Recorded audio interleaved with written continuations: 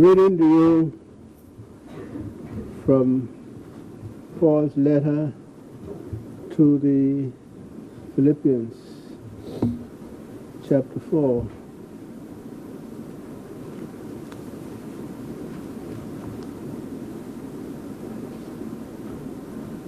And Paul writes this letter from prison, and he shows the sort of exuberance of his faith in God, who will carry him through all the turbulence, dangers, trials of life.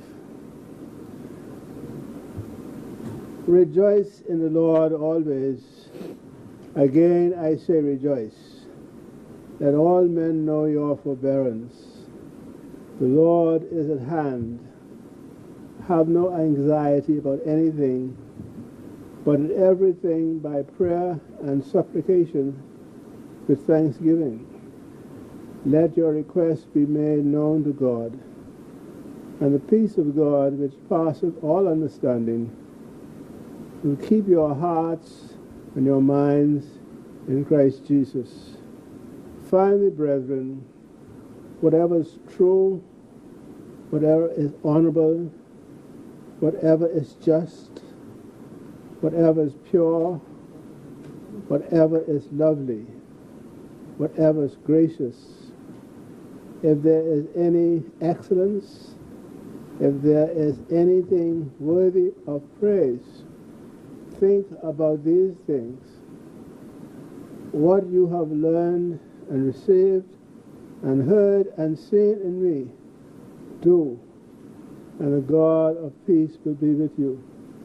Word of the Lord. Let us pray.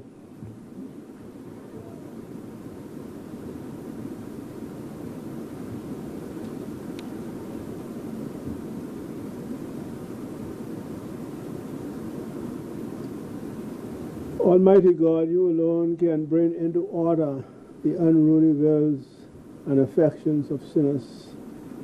Grant your people grace to love what you have commanded and desire what you promise, that among the swift and the manifold changes of the world, our hearts may surely there be fixed, where true joys are to be found. Through Jesus Christ our Lord, who lives and reigns with you and the Holy Spirit, one God, now and forever. Amen. Pray for our Governor General, the leaders of our land, that we may be a people in peace among ourselves and a blessing to other nations of the earth. Lord, keep this Commonwealth under your care. Guide and protect heads of state and all who bear rule, especially in our land, our Governor General, our Prime Minister, members of the Cabinet, leader of the opposition, to all in administrative authority, grant wisdom and grace in the exercise of their duties. Give grace to your servants, O Lord, to members of the Senate and the House of Assembly, and those who make our laws. Give courage, wisdom, and foresight to provide the needs of our people and to fulfill our obligations in the community of nations. Give grace to your servants, O Lord, for the leaders of our country and local government and various local communities, and all who make decisions on our behalf, that they may be guided by the Spirit to direct our affairs in righteousness, honesty, integrity, and peace. Father in heaven, hear our prayer for our judges, magistrates, and all who administer justice, that in all things they may seek to do your will and protect the rights and freedom of your people. Father in heaven, hear our prayer for our schools and all places of learning. May true knowledge, sound wisdom, godly discipline ever be found. Father in heaven, hear our prayer. To the poor, the hungry, the unemployed, and all victims of persecution and discrimination of any kind. May God in Christ help us all to bring relief, justice, and protection. Father in heaven, hear our prayer. To all who suffer from any pain and disease, from human discomfort and misery, may God in Christ bring healing and joy for renewal of their faith. Father in heaven, hear our prayer.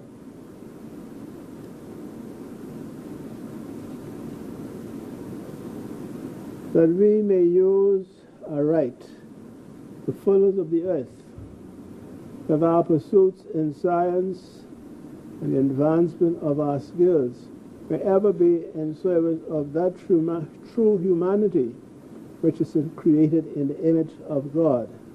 Father in heaven, hear our prayer. That we may never be the slaves of money or of the lust of power, but strive for victory through the power of love and justice. Father in heaven, hear our prayer.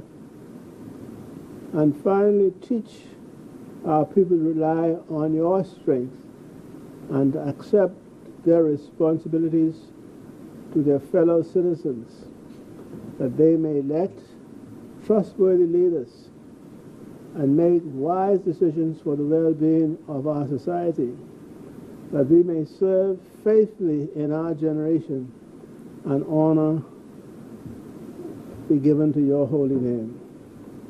For yours is the kingdom, O Lord, and you are exalted as head above all. Into your hands we commend ourselves this day. Let your presence be with us to its close. Strengthen us to remember that in whatever good work we do, we are serving you. Give us a diligent and watchful spirit. We may seek in everything to know your will, and knowing it, may gladly perform it, in honor and glory of your name. Through Jesus Christ our Lord. O God, our defender, storms rage about us and cause us to be afraid. Rescue your people from despair. Deliver your sons and daughters from fear, and preserve in us true belief through your Son, Jesus Christ our Lord, who lives and reigns with you and the Holy Spirit, one God forever and ever. May the strength of God pilot us. May the power of God preserve us. May the wisdom of God instruct us. May the hand of God protect us. May the way of God direct us. May the shield of God defend us. May the host of God guard us against the snares of evil and the temptations of the world. May Christ be with us, Christ before us, Christ in us, Christ over us. May your salvation, O Lord, be always ours this day and forevermore. Amen. Lord, we commit ourselves to you as we come to serve your people for the good of all of us. Remember those who have especially requested our prayers. Remember Dr. Bernard Nottage. Pray for his recovery. Thank you for all your goodness to us, to all men. This is our Commonwealth. Pray in this body and in the lower house will always be persons of honesty, integrity, and service to you. For the glory of our people, especially those who have no one to speak for them, the marginalized. Pray for God's grace, God's mercy, that His love and His passion, concern may speak through you. You will be His advocates in this body. All these things we ask in Jesus' name. Amen.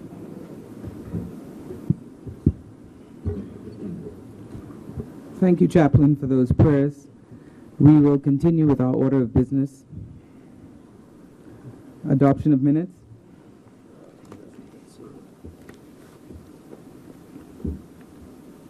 Madam President, I move for the adoption of the minutes of the last meeting of the Senate held on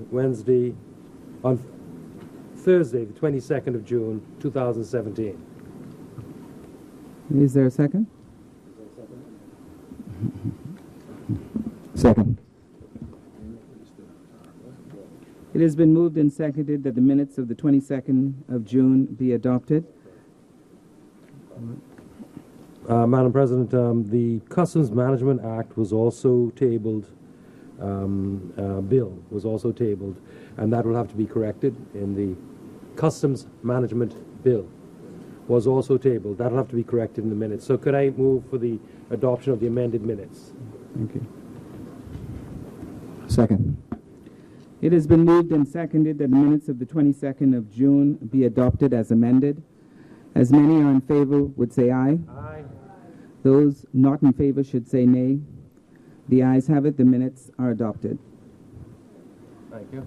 Motions for leave of absence, leave to resign, swearing in of new senators, communications by the President, messages from the Governor General, messages from the House of Assembly, laying of documents by ministers, communications by ministers, communications by senators, questions, answers to questions, presentations of petitions, appointment of select committees, report of committees, first reading of bills, second reading and committal of bills. Madam President, I move for the second reading and committal of a bill for an act for the appropriation of diverse sums of monies for and towards defraying the expenses of the government of the Commonwealth of the Bahamas on revenue account for the financial year commencing 1st July 2017 and ending 30th of June 2018. Second. Oh, no. Okay, yeah. That's right. Let's go. Carry on. Okay, all right. Thank you.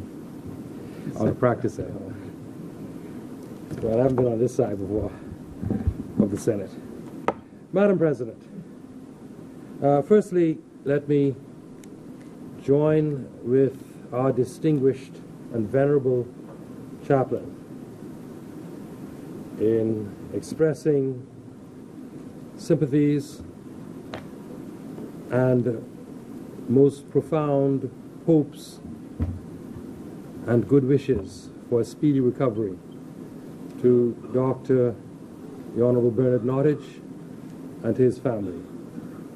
We do pray that the Lord will lift him up and strengthen his family in this time of trial, and we wish all the best to them. I'm sure all my fellow senators would join me in this sentiment. Madam President, it is indeed a pleasure and a privilege to once more be in this historic and ancient chamber. I wish first of all to congratulate Dr. the Honorable Hubert Alexander Minnis,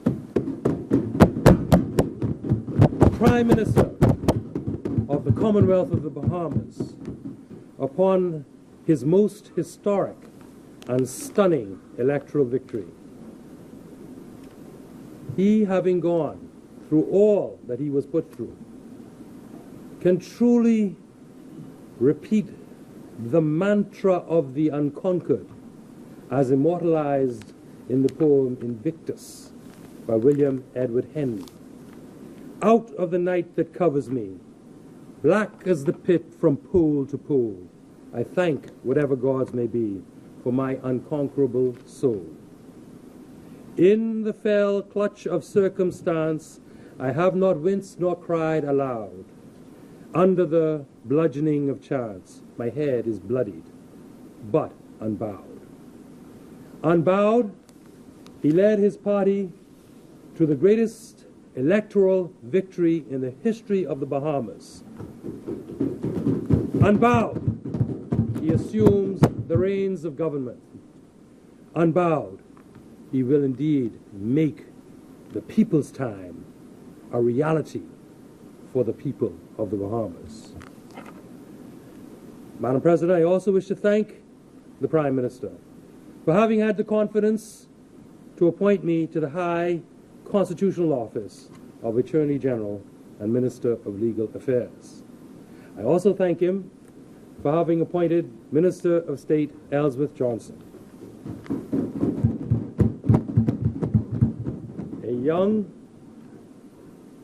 upright, and shining example of an attorney who has served in many roles as a police officer, as an attorney, going straight to legal aid, spending many years there, as president of the Bar Association, now as Minister of State in the Office of the Attorney General and Ministry of Legal Affairs. And I must say that I find Minister Johnson, to be a support and a source of good information. He has many contacts which have helped me navigate these waters coming back after the last government. Leave that where that is. I must also thank my dear wife, Lisa, who has been my helpmeet for all these long 27 years. And we have been to the top of the mountain, and we have suffered the losses and defeats that come in this life that we've chosen of politics. The slings and arrows of outrageous fortune. Oh man, the culture.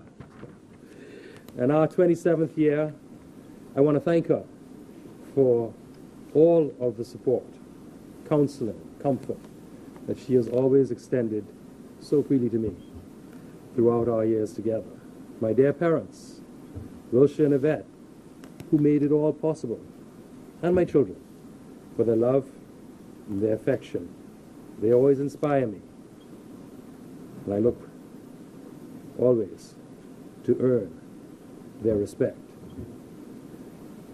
All of you, my family and my friends, have always tried in your own special ways to remind me of the better person that I could be and push me to strive toward that ideal. Madam President, the results of the general election held on the 10th of May, 2017, signaled a sea change in the expectations of the electorate for the qualities of government which they now demand. It is truly the people's time. The Bahamian people, in their masses, quietly lined up sometimes for hours on end, waiting to take their own individual and personal opportunity to exercise the time-honored tradition of our long-standing Bahamian democracy, their opportunity to vote them out. And they voted them out. They voted us in order to vote you all out. In their votes, they expressed their deep disquiet and visceral disgust at the manner in which the members of the former government had totally and utterly mismanaged the affairs of our great country. Whether it was the abuses of the privileges of Parliament, the raw and uncouth intimidation of a local magistrate, the failure to discipline their own ministers, cronyism, extravagant spending and the wastage of public funds on harebrained contrivances such as Carnival, a whole litany of betrayals, most particularly the betrayal of trust occasioned when the government showed its proverbial middle finger to the electorate who voted no in the gaming referendum, and yet that government went ahead to legalize web shop gambling. These and other abuses contributed, in my respectful view, mightily to the overwhelming, thorough, and startling rejection of the former government at the polls. It's the people's time. Ignore them at your peril. Go against them at your peril. There's always that day when they let you know whose time it is. It's the people's time. Let us look and accept the stark reality. Bahamians, like millions of others throughout the world, and most particularly in our Caribbean region, have had enough, more than enough, of governments who waste their hard-earned tax dollars, who appear to them to be corrupt. They've had enough. They want answers. They want to know what went wrong. They demand to know the facts, the truth, and to see that those who have frittered away their patrimony for a bowl of porridge are made to pay. Let us, Madam President, look at the cold, hard facts. Last year, the former government seems to have gone on a spending frenzy. They incurred financial obligations far in excess of the budgeted allocations, to the tune of more than $790 million over and above what had been budgeted. They issued contracts and spent money, like we say, like things was going out of style. They left $300 million in unpaid commitments, and that is, bills that the incoming government must now pay just to bring the government current. Hence, Madam President, in this budget year, the Free National Movement government has been forced to borrow the unprecedented sum of more than $720 million. Imagine that, a whopping $722 million right at the starting gate. Madam President, the immediate past and former Prime Minister famously was reported to have confessed that it is easy to piss away money. Well, in the circumstances in which they left the public treasury, that statement is putting it mildly. The Bahamian people, Madam President, are outraged and are demanding accountability. They're demanding transparency. They want to know exactly what went down, who did what, who got what, and why is it that after having borrowed more than $2 billion between the years 2012 and 2017 and imposing a new tax, the VAT, which also brought in a further $1.4 billion, so we're looking at $3 billion of money, they're still today faced with a $300 million shortfall in unpaid bills and contractual commitments, and a public debt servicing requirement set out in the budget documents this year of $725,283,000 and loose change. Unbelievable. Utterly unbelievable.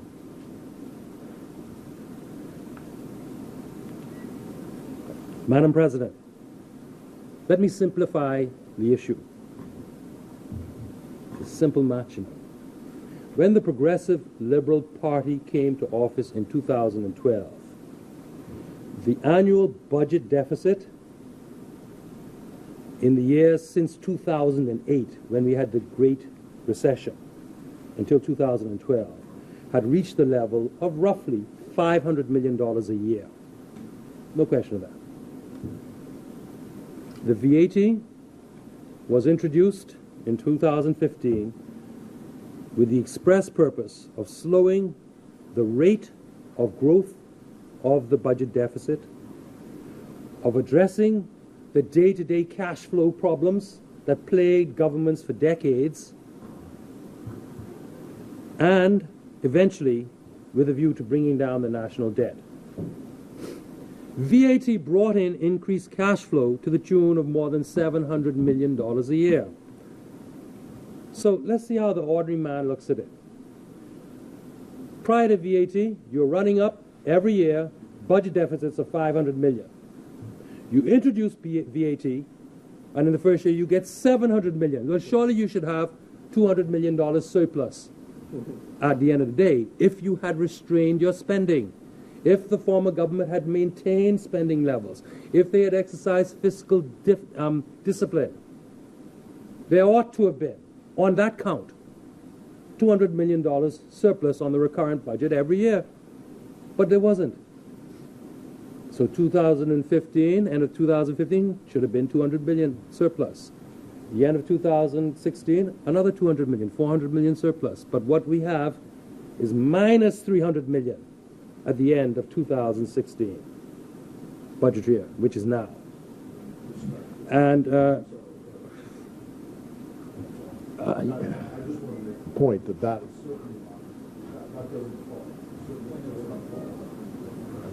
I'm sure that the leader of opposition business will get a chance to display whatever logic he has. I know one thing: had government spending remained at a fixed level, even with a built-in minus 500 million, if you are collecting VAT and you're getting 700 plus million a year, you should have had recurrent budget surpluses. You didn't. Well, that's fine. If you spend it, it won't follow. If you spend it, it won't follow. Let me move on, please. Let me move on, please. Yeah, I'm going to ignore him right now. I can move on because we've got more to say. Had the former government simply held the line on spending, there would have been surpluses, I say, of more than 200 million in 2015 and more than 200 in last year, and that would have been more than enough to have met the contingency spending that was occasioned by the need to do Hurricane Matthew repairs. Instead, this government went ahead in each year with further borrowing while increasing spending, which increased and lavish spending absorbed all of the borrowed money and all of the VAT money and still left us $300 million in the hole. So I don't know what followed what, but I know one thing. You all have left us $300 million in the hole. There is an old saying, Madam President, it isn't what you earn, but what you spend which determines whether you have wealth or not. And you have many stories of the lotto winners who are broke and in poverty. You could have an abundance and an embarrassment of riches, but if you blow it all on foolishness and trinkets, you're broke as the man digging in through a garbage can looking for some Kentucky. That is just the reality, and that is where the PLP put this Bahamas government today. Madam President, the budget debate in the House of Assembly, that other place as we call it here, has begun to reveal the excessive spending which the PLP indulged in. Whether it is in no-bid contracts issued to unqualified building contractors or the hastily concocted public-private partnership agreements cobbled together without the benefit of the professional knowledge and assistance of the quantity surveyors and engineers at the Department of Public Works, who are paid to protect the public purse against this sort of pillage. And contracts issued to contractors, some of whom only formed their contracting companies within days of getting their contracts. Bahamians would have heard of the decisions by someone in the former government not to pay the premium to the Caribbean Catastrophic Risk Insurance Facility, which left government to bear the full brunt of the costs of remediation and rebuilding in the wake of Hurricane Matthews.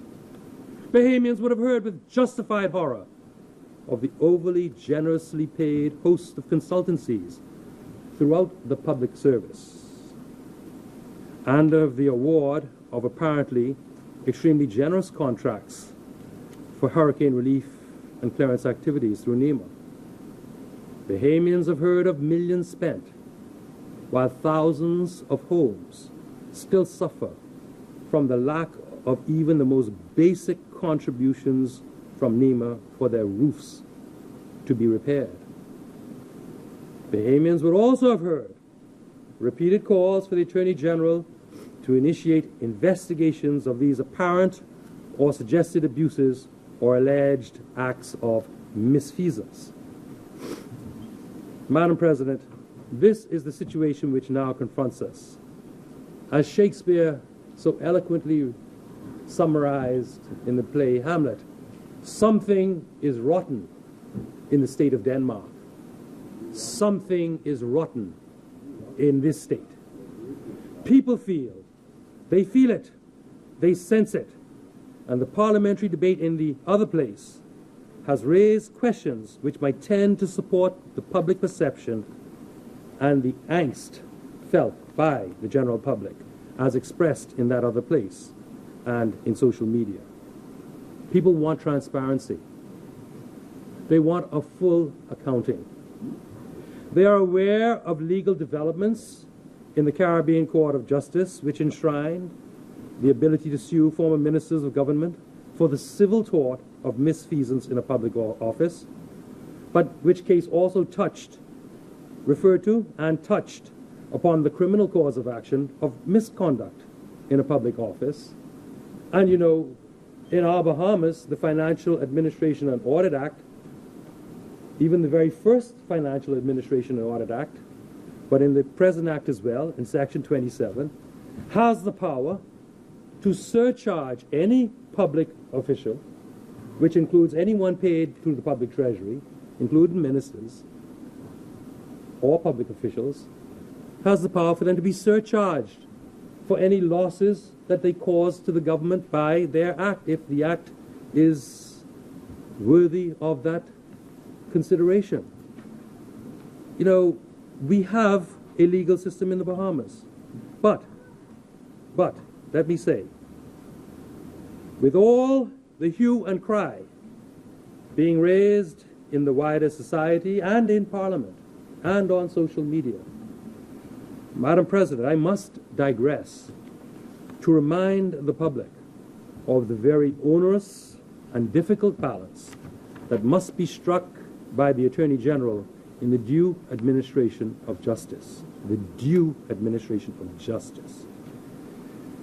The Attorney General is a hybrid creature of the Constitution, being both a lawyer and a politician. Initially, he was, since the 14th century, called the King's Lawyer. He represented the Crown. With the development of the modern democracy, which started in the 17th century with the Glorious Revolution against the autocracy of King Charles I, the Attorney General became not the King's lawyer, but the government's lawyer, the people's lawyer, because government is but a reflection of the people in a democracy. In 1924, Madam President, a former Attorney General, Lord Birkenhead, pronounced the classical doctrine which is accepted as the gold standard to govern the conduct of attorneys general. It is the doctrine of independent aloofness, which he asserted must govern the considerations and actions of the Attorney General, saying that any decision, and I'm quoting, any decision on a matter of prosecutions is to be taken not as a minister, but as a judge. If political considerations enter into a decision of this kind, he, applying his judicial mind, is to be the sole judge of those considerations. In notion of legal and political history been departed from. That is the gold standard of actions for an Attorney General. But it is also notoriously well known that Lord Birkenhead was suffering perhaps from selective or willful amnesia when he pronounced his definition, since he was criticizing his successor in office, who was the Attorney General in the very first Labour government ever elected in Britain.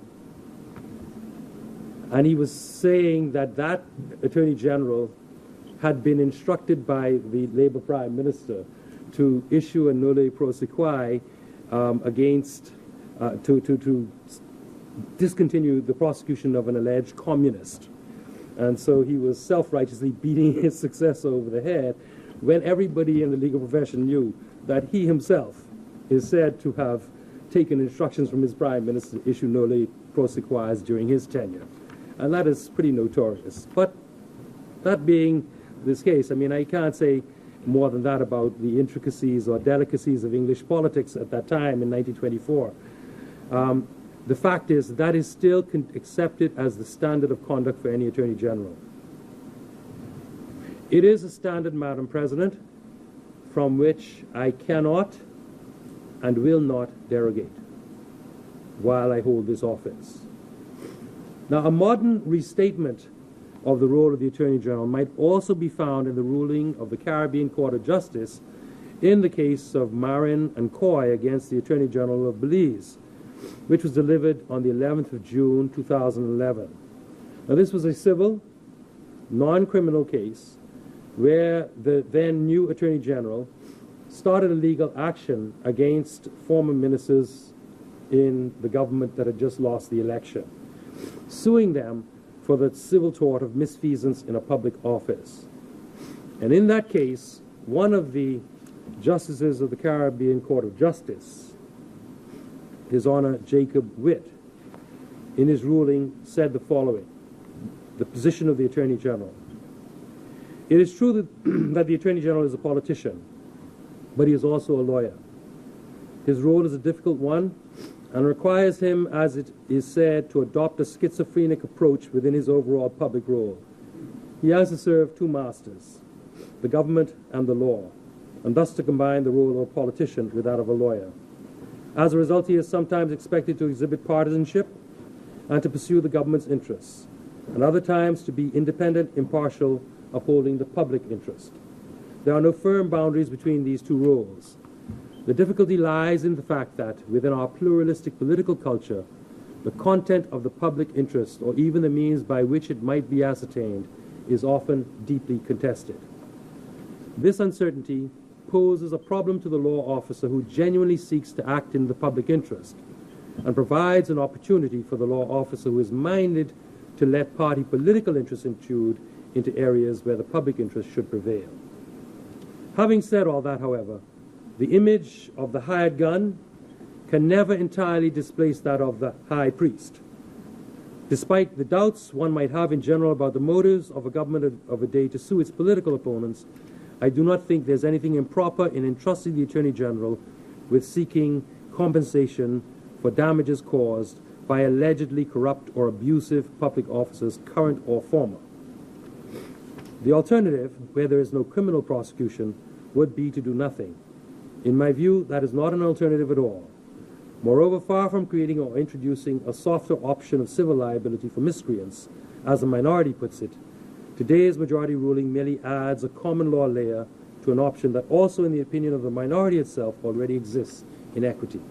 In short, what the judge is saying there is the Attorney General could prosecute an alleged offender, let's say an alleged public official, criminally for the common law offense of misconduct in public office. Why should he not have the option to sue civilly? That is just the details of that case. I only read these extracts to point simply to the balancing act of the Attorney General and for no other purpose. And I want it clear that I continually caution the press that the Attorney General is not a minister that can be questioned on everything that happens to be said by someone somewhere else and expected to give an answer, because he has to exercise quasi-judicial functions with the utmost seriousness and the utmost dedication to upholding the law and the Constitution.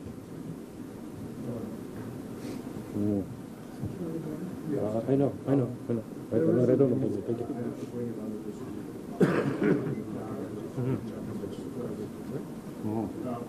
I listened very carefully to everything the Attorney General had said. There was, if I recall, a general statement made about malfeasance. I think that's the word you used, about ministers of the former government. There are two former ministers sitting in here. Is an allegation being made that one of us committed some act of malfeasance?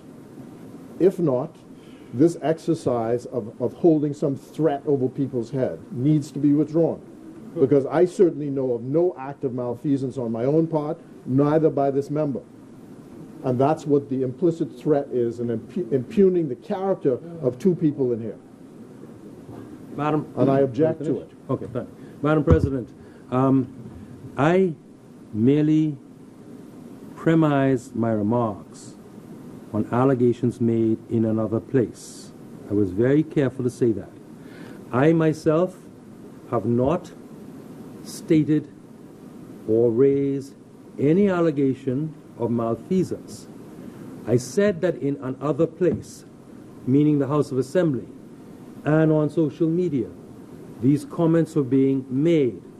I said that people were asking the Attorney General, and I thought it important, and I withdraw nothing that I have said, to stand on the ancient principles that have governed the exercise of the powers of the Attorney General. And I sought to let the Bahamian people know, and the media, so that they would understand that this office is not the kind of office that is going to be bouncing around on chasing a headline and giving a snippet of a statement. That is not the way this office operates. That is what I sought to make clear. Now, the wicked fleeth where none pursueth. I'll only say that. And if you have something you're worried about, President, you may as well stand up and tell us. No, he's doing something again. He's doing it again through the back door. Oh, come here being fast and loose and trying to be quick and clever. If you have something, some act of malfeasance that you're saying against the two people in here, say so. But don't stand up here with the sword of Damocles talking nonsense. I repeat, Madam President, that at no point in my statement, and in no point in anything that I've said, did I allege anything against anybody. I stated that comments and statements had been made in another house of this Parliament and on social media, to which I was responding to assure the Bahamian people that in the exercise of the office of Attorney General, there are different considerations that must guide the conduct of the Attorney General. I only said arguendo if my friend across there feels that I am impugning something about him, then he must have some concern. I withdraw that. Yes, please, I please. do. I withdraw that. I withdraw that. That was arguendo. I withdraw that. Right, fine. I withdraw that. I withdraw that. But at the end of the day, all I am trying to do is to make it clear that the Attorney General's office is not involved in the day-to-day political wrangling on serious issues. That's all I'm saying. Yes. Madam President, I just want to make a brief point. The leader opposite has a tendency, first of all, to just jump up and speak. No, wait a second. Wait a second. This is a point of order. He's making some point of order. It is a point of order. What's the point of order? Just listen. It's in breach of the Senate rules. The Senate rules states there are three ways you can get up and speak when another speaker has the floor. Either you have a point of information, a point of order, or your privilege has been breached. When a member gets up, any member in the Senate gets up to speak, he must state why he's getting up, not just jump up and talk. And he has to be recognized by the chair, by you, Madam President. This is totally out of order what the leader of the opposition is doing. And he should apologize to this honorable chamber for that behavior. Madam President. Leader Representative. Madam President. Can you sit, please? Thank you all for your comments, but I am not going to allow this debate back and forth between any of you in this way. I will ask that the Honorable AG, who was in the middle of his presentation, to continue, and I would just ask that everybody be guided by the rules. Sorry, Madam President. I have on a point of order. Excuse me. On a point Excuse of order. me. I have already made a point about this discussion, and we are going to move on. Thank you, Madam President. I have a point of order to raise. I have a point of order to raise. What is your point of order, Honorable Point of order Senator? is that the senator, attacked me. He wasn't even in the argument. How he got in it to be giving advice to anybody. And I stood up. When I stood up the first time, I stood up on the point of order. Honorable Senator, your sir, tone, you can just bring it down a notch. I have said that all of us should be guided in this place by the rules. We will move on. Honorable Senator, please take the... Go ahead. Thank you, Madam President. This man is out of control. You are out of control. You out of control. Talking fool. Anyway, Madam President. Go get some sleep. No, you go get some sleep. I slept last night. As have all predecessors in office, in this office, I take very seriously the burdens and duties of the office. I have often said to council and senior officials in my ministry that the Attorney General, and through them, they also have to do it. They must be the guardians of the Constitution. My officers must in all things, as I must be, guided by the tenets of specific provisions, and do all in our power to ensure that every organ of the state and every official therein fully complies with the mandates, the principles, and the tenets of the Constitution. It is with these principles in mind that I can assure the Bahamian people that only lawful steps, and all lawful steps, will be taken by the Attorney General with vigor and determination to do what we can do through law to restore good governance, accountability, standards of conduct, requisite and apparent and appropriate transparency, and respect for the laws and ordinances of the realm. We must restore those landmarks and boundaries set by our forefathers, which have hitherto prevented the worst excesses and abuses of governmental authority, far too many of which, I'm sorry to say, appear at first glance to have been abandoned by the last administration. Madam President, before delving into the administrative aspects of the usual budget speech, in which the Attorney General would ordinarily speak to the details of the budgetary allocations to his office, the judiciary, or the other agencies with which he has ministerial relations and some degree of oversight, I feel it necessary to address some issues of public controversy which have come to fore of late.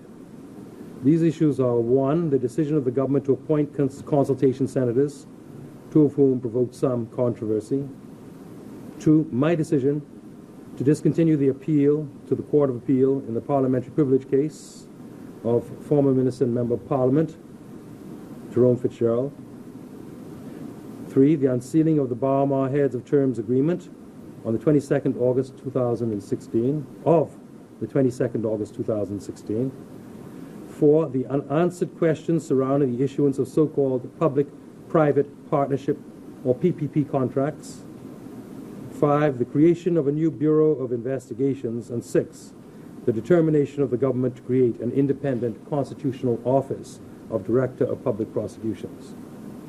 Consultation senators. Madam President, our Constitution in Article 39(4) requires that 3 senators shall be appointed by the Governor General after consultation between the Prime Minister and the Leader of the Opposition.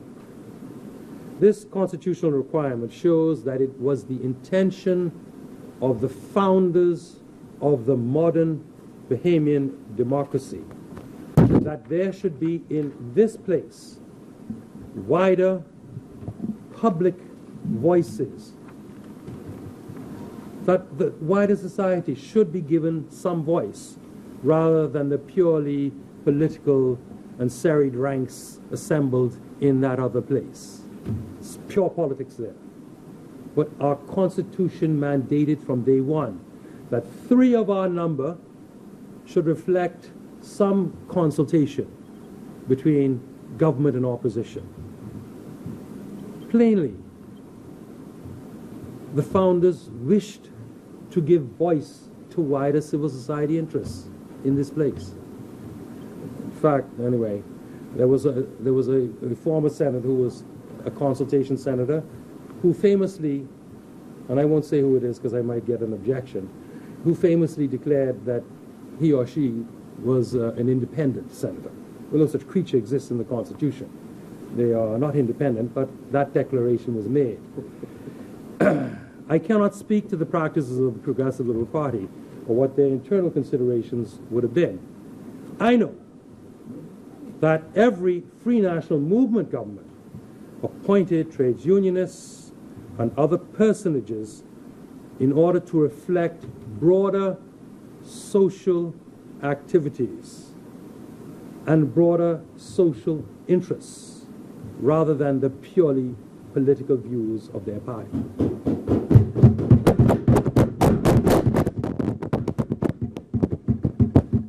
Such is the case now. Such is the case now.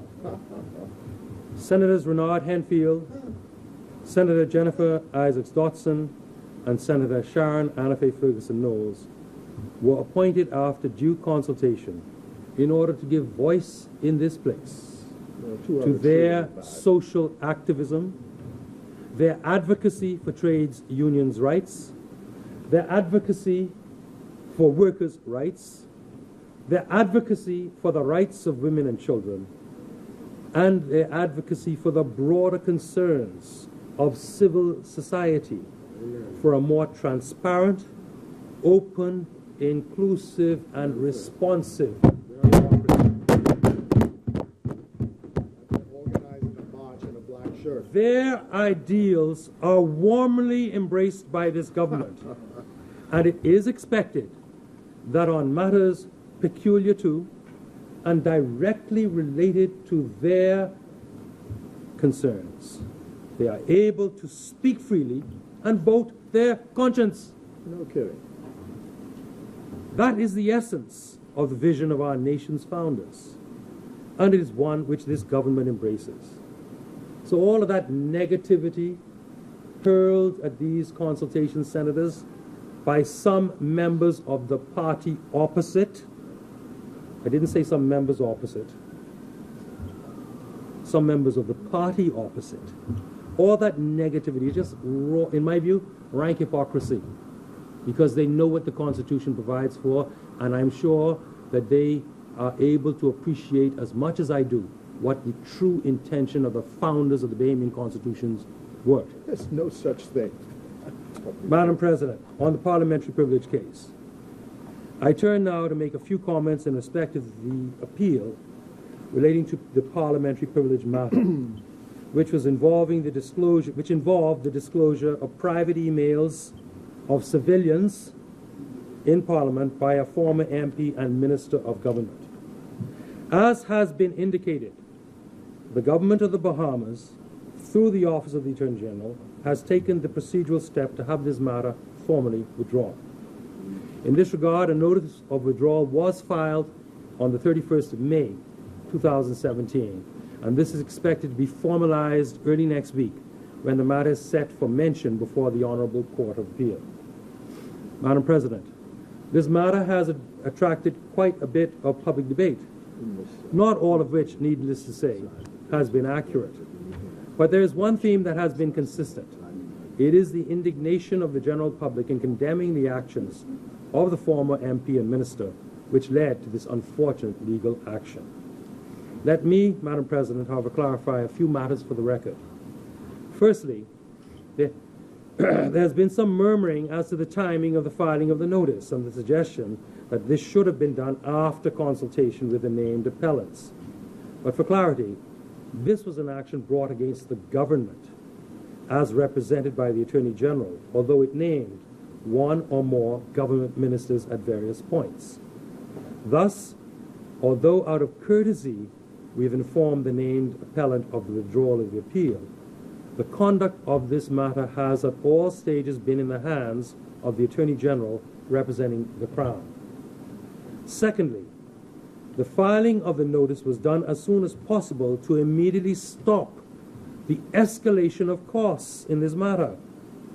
As some, and quite a lot of members of this honorable place would be aware, legal costs in respect of a withdrawal of an appeal are capped at the moment of filing the notice of withdrawal. Let me inform the Bahamian people that this matter has already racked up huge legal costs, just on the government side alone, that the government has had to pay.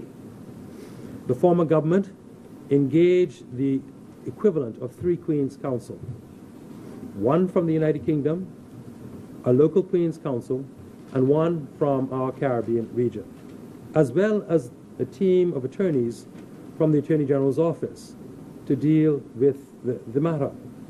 To date, Madam President, I understand that the sum, and I presented with the accounting that they could find, of some $178,348 has been spent on legal costs for foreign lawyers.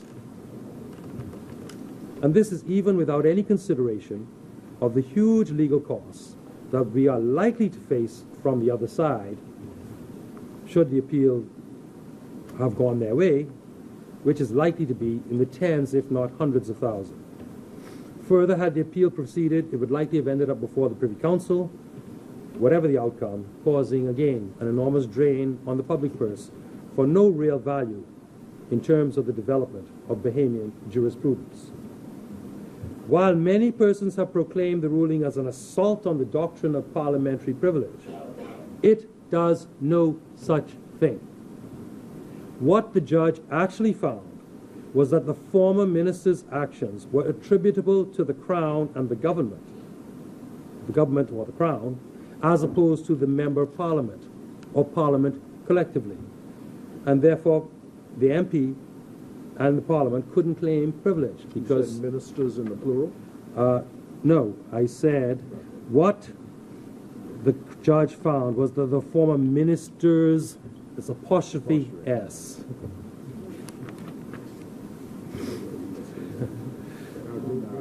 I'm gonna be courteous, man. I'll be courteous.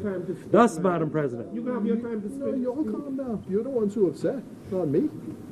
I talk in the way I talk. I look upset. You look mad. No, I talk the way I talk. You look mad. My personality is my personality. Don't try to prescribe my personality to me. I just say how you look, though. Well, it don't matter to you. But, I mean, you look good. You look good. I look how Can I we look. carry on, Yes, please? ma'am. Thank you. Madam President. This is a school classroom. Madam President, there is no, in my view, no need to seek any clarification from an appellate court as to the scope or remit of parliamentary privilege, since that was incidental. The issue was whether ministers could be made liable. There are several Privy Council cases, many of which were cited to the court, which clearly set out the proper scope and remit of privilege. But let me go further to express 2 opinions which I hold. Firstly, that Parliament is a creature of the Constitution. Parliament is sovereign, but only sovereign under the Constitution. It has no ancient prerogatives that conflict with the Constitution, which could possibly have survived its re-establishment under our Constitution. Article 38 of the Constitution prospectively states, "There shall be a Parliament of the Bahamas, which shall consist of a Majesty, a Senate, and a House of Assembly." Before that, there was a Parliament for the Bahama Islands. And before that, there was a Parliament for the colony of the Bahama Islands. This Parliament of the Bahamas, the Commonwealth of the Bahamas, is established under the Constitution and is subject to the Constitution. There are a number of Privy Council cases of long standing which clearly established the proposition that the authority of Parliament in those states where there is a written constitution is limited by and subject to the Constitution which creates and empowers it. And that is why we don't have anymore a mandatory sentence of death for the charge of murder, because the law is as old as the penal code. But when the constitutional imperatives changed, the law had to change with it. Secondly, Madam President, parliamentary privilege is exactly that. That's a collateral issue in the case, but I will address it. Parliamentary privilege is exactly that. It is a privilege. And where privileges are abused, they are or ought properly to be lost. It follows, therefore, Madam President, that I could not find any convincing legal or other reason for continuing to mount this expensive litigation at such enormous expense to the taxpayer. Bahamas. Save the people money. Save the base. Stop wasting the court time. Save the base, not save. Madam President, as has already been announced by the Honourable Prime Minister during his remarks, wrapping up the budget debate in the other place. Last week, on an application by the Office of the Attorney General, the Supreme Court of the Bahamas approved the disclosure and release of the Heads of Terms Agreement signed on the 22nd of August 2016 by the former government with the Import-Export Bank of China.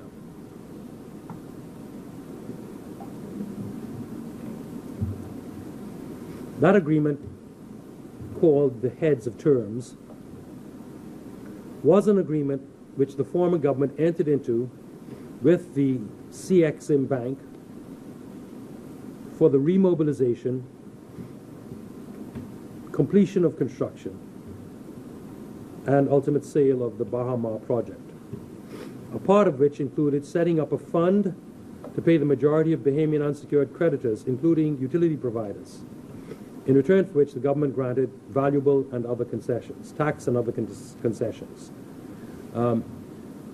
Let me say it was a transitional agreement, and that certain corporate entities called SPVs, which will be referred to here, what the SPVs meant was special purpose vehicles.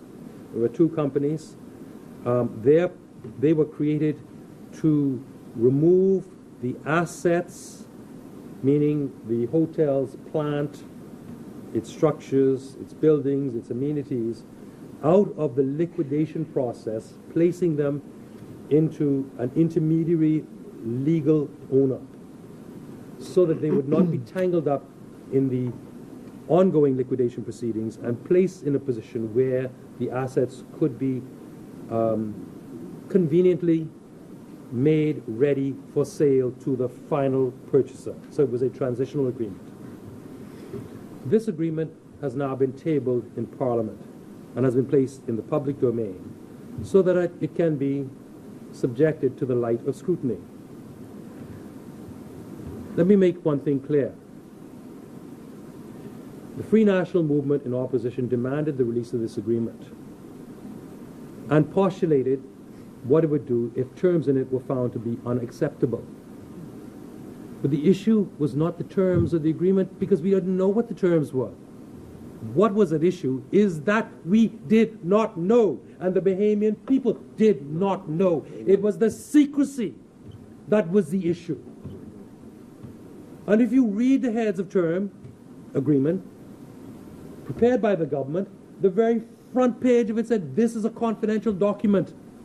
So the government's posture was one supportive, apparently because they did not object in court and the matter was kept secret. That was the political issue. Whether it is appropriate for a government to seal a deal that involved concessions of taxes that everybody has to pay, and we, the Bahamian people, can't know anything about it. We, therefore, made the application and had the deal unsealed. And as has been explained, it has been done to further and to engender a culture of governmental transparency, as we promised in the campaign. Unsealing this deal aligns with our fundamental values and belief that the exchange or bartering away of valuable public revenue and the patrimony of the Bahamas, even if intended to serve a greater good, should not be done in secret. That was the issue. Let me be very clear. Our issue during the campaign was not the terms of the agreement, because we didn't know what they were. Our issue was the fact of secrecy. The fact that a document which inevitably would contain tax concessions, which we now know to have been the case, was being kept secret and hidden from public scrutiny. Such conduct is the opposite of what people are entitled to expect in terms of good governance. Madam President, this government promised it would unseal the document in the public interest, and it has delivered on that promise.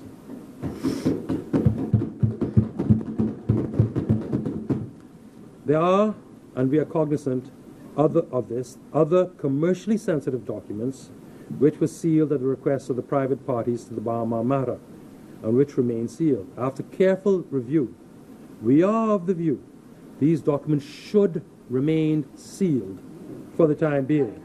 They are private, commercial documents between the non-government parties in the Bahama litigation.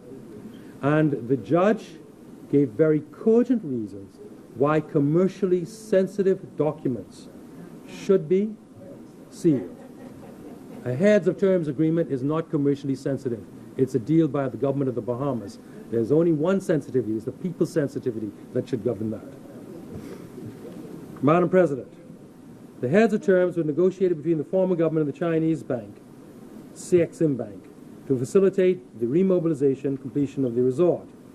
The agreement provided, among other things, for the following: a commitment by the CXIM Bank for the resumption and completion of the construction of the resort, the casino hotel, convention center, and golf course; a commitment to fund the remaining construction costs; the establishment of a voluntary fund of $101.5 million to pay unsecured creditors, Bahamians, including government, utility corporations, and the establishment of a claims committee to oversee the payment.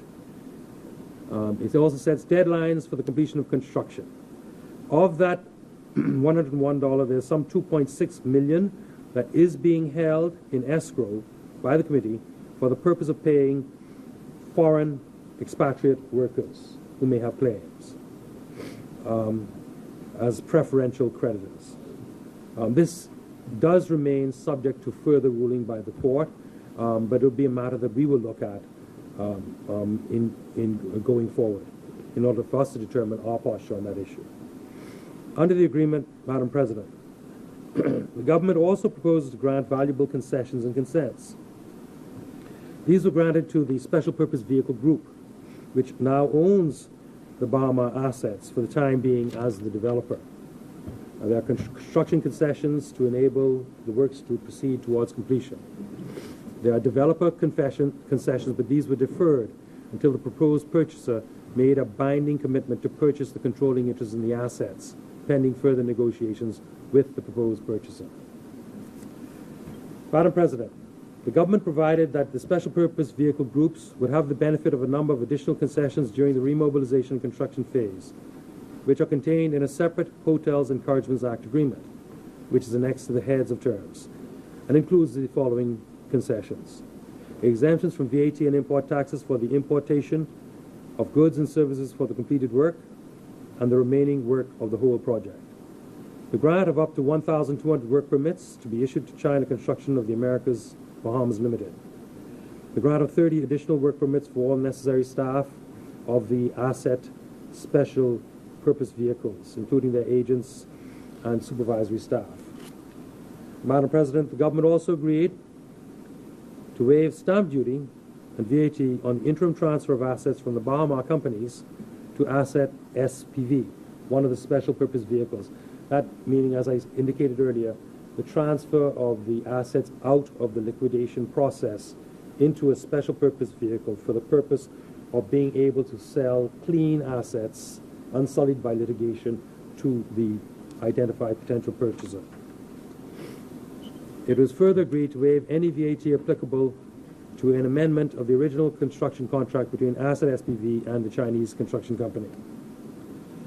The agreement provided the government would not grant the developer or the operator concessions until, and these would be the developmental project, not the construction concessions, but development concessions, until there was a final purchaser who had made a binding commitment to purchase the controlling interest in the entities that now own the assets.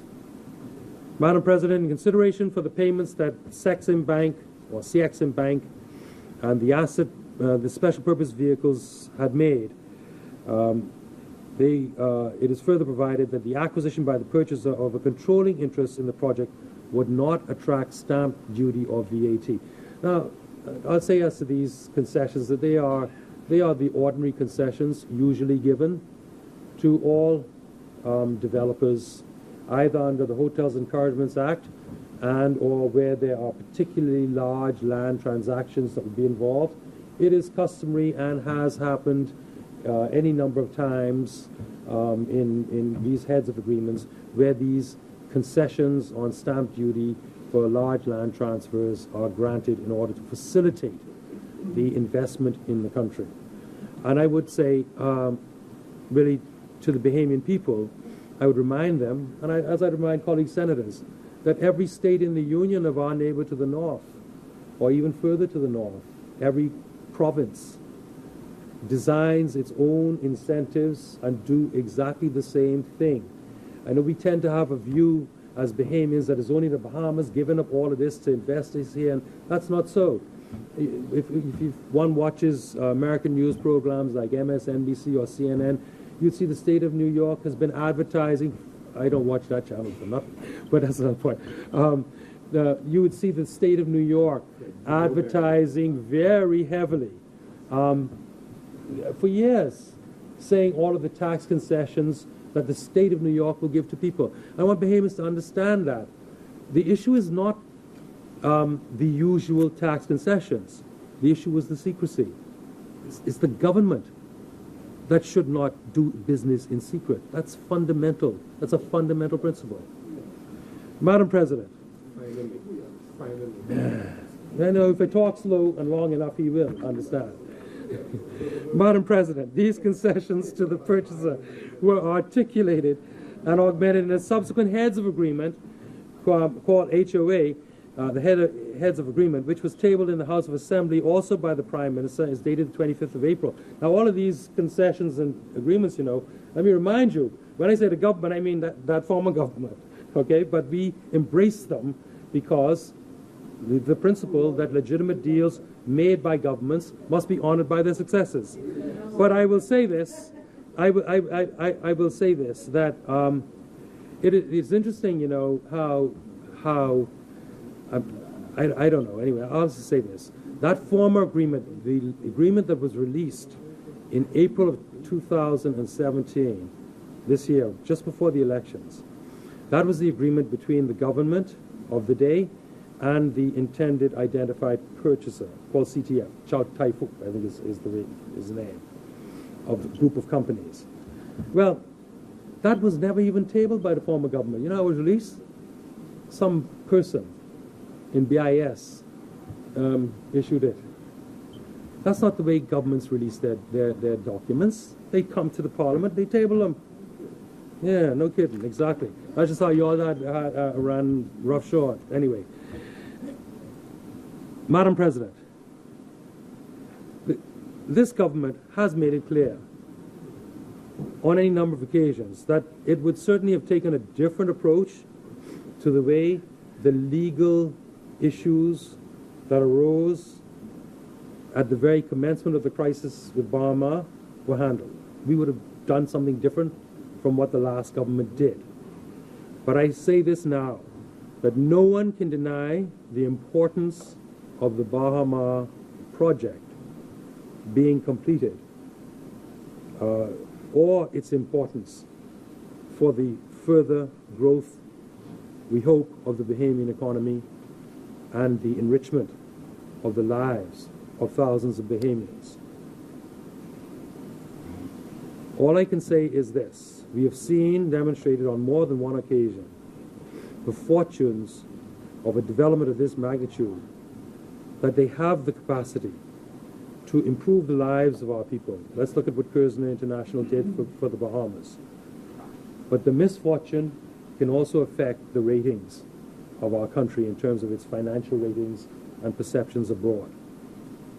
Thus, Madam President, even though we may have disapproved of the way in which certain legal and other matters were handled by the former government in respect of the Bahama matter, as a responsible government, we will do everything we can to facilitate the sale, the completion of the project, and the opening, the full opening, the real opening, the true opening, when you have tourists actually come in, so that the full measure of its potential economic benefits can be realized for all the Bahamian people. In this regard, the Prime Minister has instructed my office to remain engaged with the stakeholders to the project and to continue to use the good offices of the government to ensure that this matter remains on track and to update the public on all essential developments. Public-private partnership contracts. Madam President, upon assuming office, I was immediately presented with 6 memoranda of understandings, MOUs, for respective proposed public-private partnerships. Broadly speaking, there was one to construct an office on 30 acres of land in the Gladstone Road area, one to reconstruct an administrative office for the administrator on a police station in Harbour Island. Those two were later combined into one contract because it was the same contractor. 3, to construct a new administrator's office and police station in 8 Mile Rock. 4, to construct a new general post office at the Independence Plaza. 5, to construct a new building to house the road traffic department at the Tonic Williams-Darling Highway. And 6, to provide contractual works pursuant to a scope of works, all in respect of the Foxhill Community Centre. I immediately inquired whether there were any contracts made in respect of these memoranda of understanding, because the posture of the government has been that a memorandum of understanding, though signed by the government, is not contractually binding. And in fact, all of them have words to the effect that they are subject to a later contract. So I said, were there any contracts? I was informed by officials that there was only one, which had been formalized into an actual contract. Namely, that was the agreement with the company which had undertaken the 2 jobs, one at Gladstone Road and one in Harbour Island. 2 MOUs were reduced into one contract. The MOU called for the transfer of, by way of a Crown grant of 30 acres, which could then be leased back to the government. The transfer title was said to enable the builder to borrow funds necessary to fund his construction on the site. I'm informed, Madam President, that the Crown grant was executed by the former government within days, if not on the day, of the last general elections. It now transpires that as far as we know, there were in fact also 2 other contracts that were entered into, one for the new post office and the third for the 8 Mile Rock building. Officials in my office, though they were briefed and were working on the proposed contracts, had not signed off on them or given the okay to the signing of these contracts, and were never informed that officials in another ministry had gone ahead and signed them, one indeed on the 9th of May 2017, the day before the elections.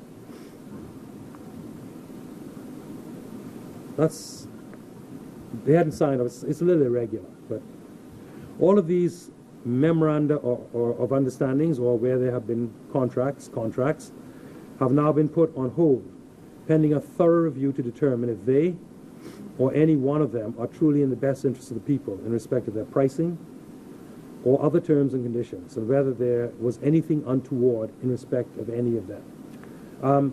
That's not something for the Attorney General's office to determine, because we don't know how to price a contract. That would be something for other ministries and other entities, and ultimately the government itself to determine. Coming now to the Bureau of Investigations. Madam President, the government in its manifesto committed to establish a new investigative body dedicated to investigating corruption and abuse by public officials. I can inform this Honourable Chamber that working closely with the Minister of National Security, the Honourable Marvin Dames, this commitment is being quickly advanced. Thank you.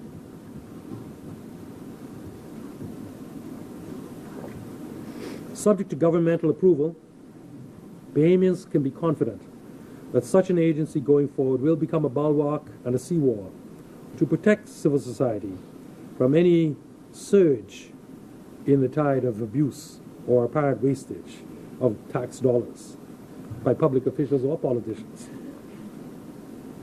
Coming to the Office of the Independent Director of Public Prosecutions.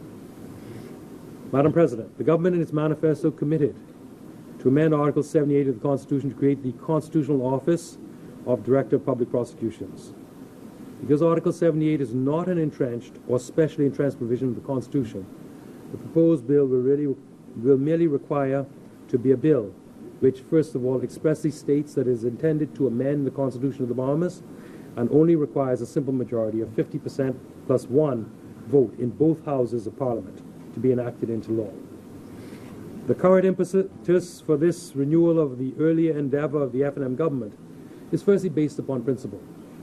We believe that there should be a greater degree of separation between politicians and prosecutors.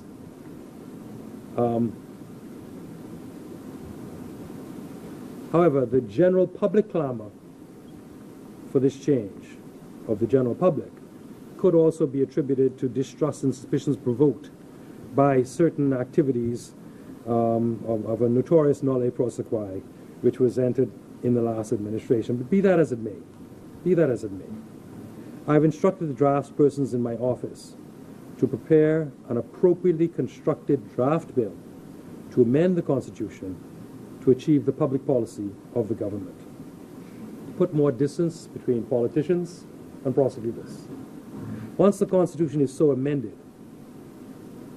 and I'll say, functionally, the Director of Public Prosecutions is supposed to do that, but functionally, but administratively, he is merely a public servant now, appointed pursuant to the Judicial and Legal Services Commission, but serving embedded within the Office of the Attorney General, directly under him. He has the independence that is functional. What the intent is to provide a constitutional buffering and strength for him, or her, because we've had very good female DPPs as well. Once the Constitution is amended, in future budgets, the Director of Public Prosecutions will receive a block grant to cover the expenses of his or her office, as does the Industrial Tribunal under Block 90. Right. Yeah, but I'm just dealing with my ministry, the Industrial Tribunal. It should be noted, Madam President, that for the time being, but only for the immediate time being, once the law is passed, hopefully we'll have something in place, and I'll explain. They will remain, the DPP and his public legal officers will remain in our ministry in the building. They are already on a separate segregated floor, where all of their files are separate. They maintain their own registry, and they have their own floor to themselves. But as such, matters concerning their appointments and promotions of the classifications will continue to be handled by the Office of the Attorney General at the administrative level. I see the Permanent Secretary, Ms. Marco Roll, is there, and we'll go on that basis. Similarly, the office will, as I said, we are now looking at a rental property in the city of Nassau. Initially, it was being looked at as a place of respite and rest for our prosecutors who had nowhere to go when there were breaks in the trial. They had to stand around under the porch of the court where anyone could accost them. When they were waiting to get their pickups to go back to the AG's office on Thompson Boulevard, they had to stand around on the sidewalk waiting.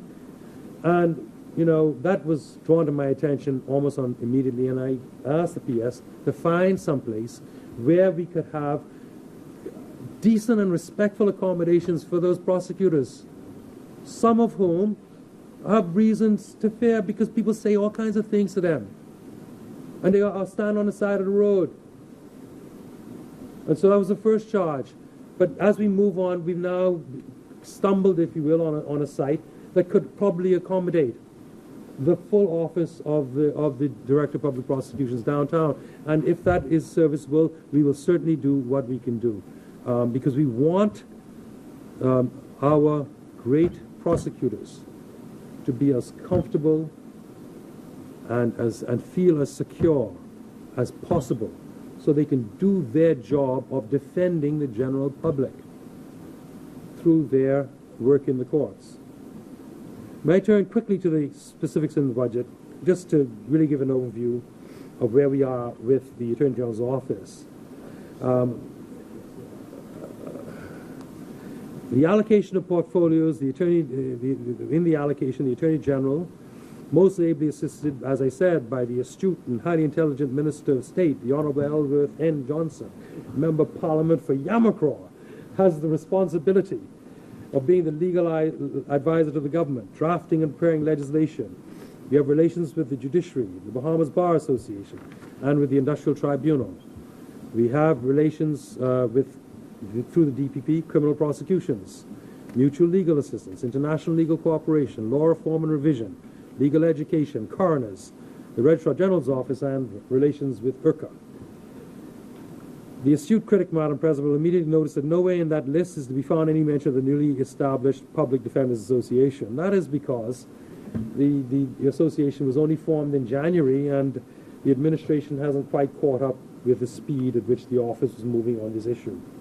I want to commend my immediate predecessor for this initiative of establishing the Public Defenders Association. I have no doubt it will, over time, contribute to the improvement in the administration of justice by reducing the delays caused when defendants are undefended. Because, you know, there is a fundamental constitutional right, of course, as we know, to a fair trial within a reasonable time. And often delays have been caused when justices have felt that accused persons who were undefended had what appeared to be good or sound defenses, but were unable to properly present it, and the judges said, go and get a crown brief, which you can't do except for murder, or find someone else, or adjourn the trial until a lawyer is appointed. And so it was to address this issue that the defenders were commissioned. An association has been formed in the guise of a limited company that is not for profit. So it would have been formed without shares, capital, and it would have been signed off as a basic, what is commonly called a charity. It's not for profit, by the Attorney General. The association has 5 directors, and they're led by retired Justice Joseph Strawn. There are presently 4 public defenders engaged by the association, and they're now housed in the former Wildflowers building, right at the intersection, I think, of Virginia Street and Marlborough Street, right on that bend. And we look forward to them really upholding and embodying Articles 20, Subarticle 1, and Subarticle 8 of our Constitution, which enshrines the right of a defendant to a fair trial in a reasonable time.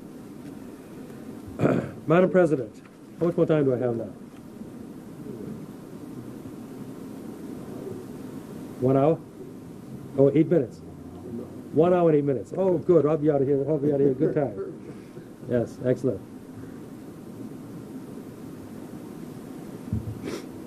Madam President, functionally, the Office of the Attorney General is divided between its civil law and criminal law's duty at the present time. We have approximately 76 attorneys employed, with a further 18 pupils, they be in their first or second year and not able to go to court without a senior counsel with them. And they're pupils. All of us would have served our pupillage. All of us attorneys in here would have served pupillage in our day. And so we have 18 pupils. There are further 6 attorneys qualified, but who are employed by us but deployed to other specialized government ministries or departments or within the judiciary. And several attorneys are appointed and serve as clerks to justices, which is a very prestigious thing to do in other jurisdictions, and we hope to expand the amount of clerks that will be serving justices, because it is a prestigious thing. It's a good thing to have for a young attorney to have on their resume, and they get the feedback of that institutional knowledge that judges would have accumulated over years. The civil law division of my ministry, which is the non-criminal side, is divided into different sections.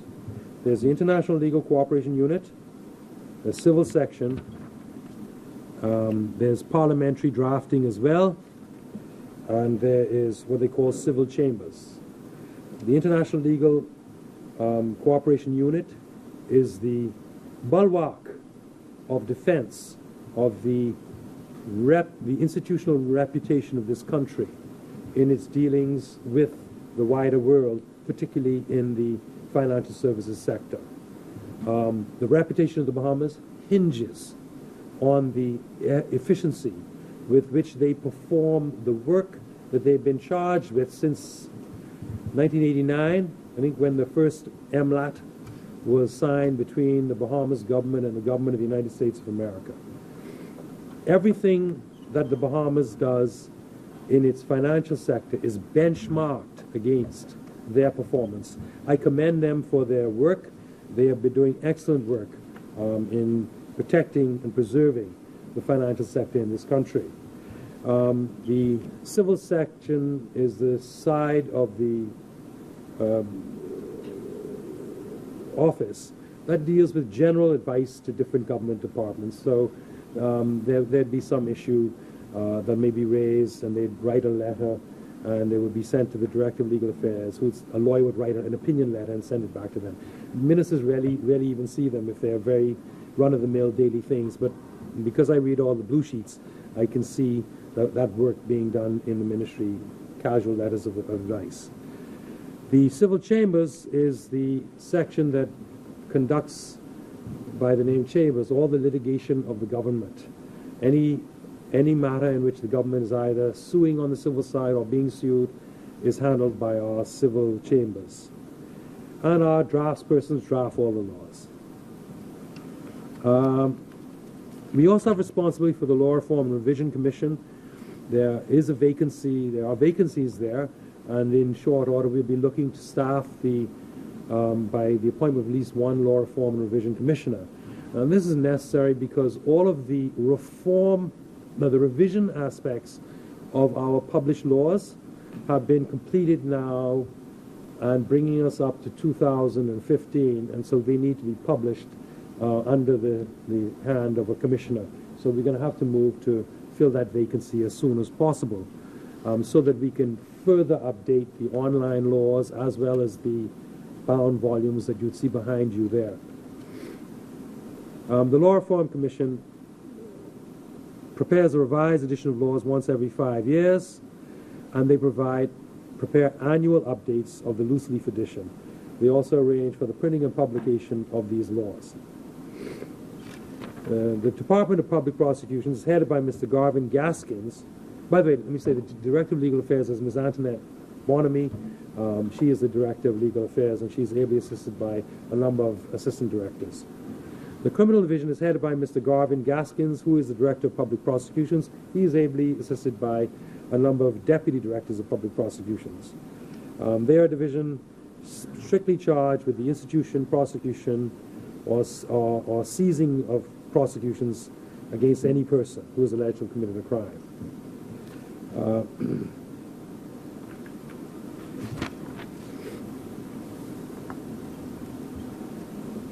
There are a few new initiatives that are going on that I think I should give some heads up to the general public.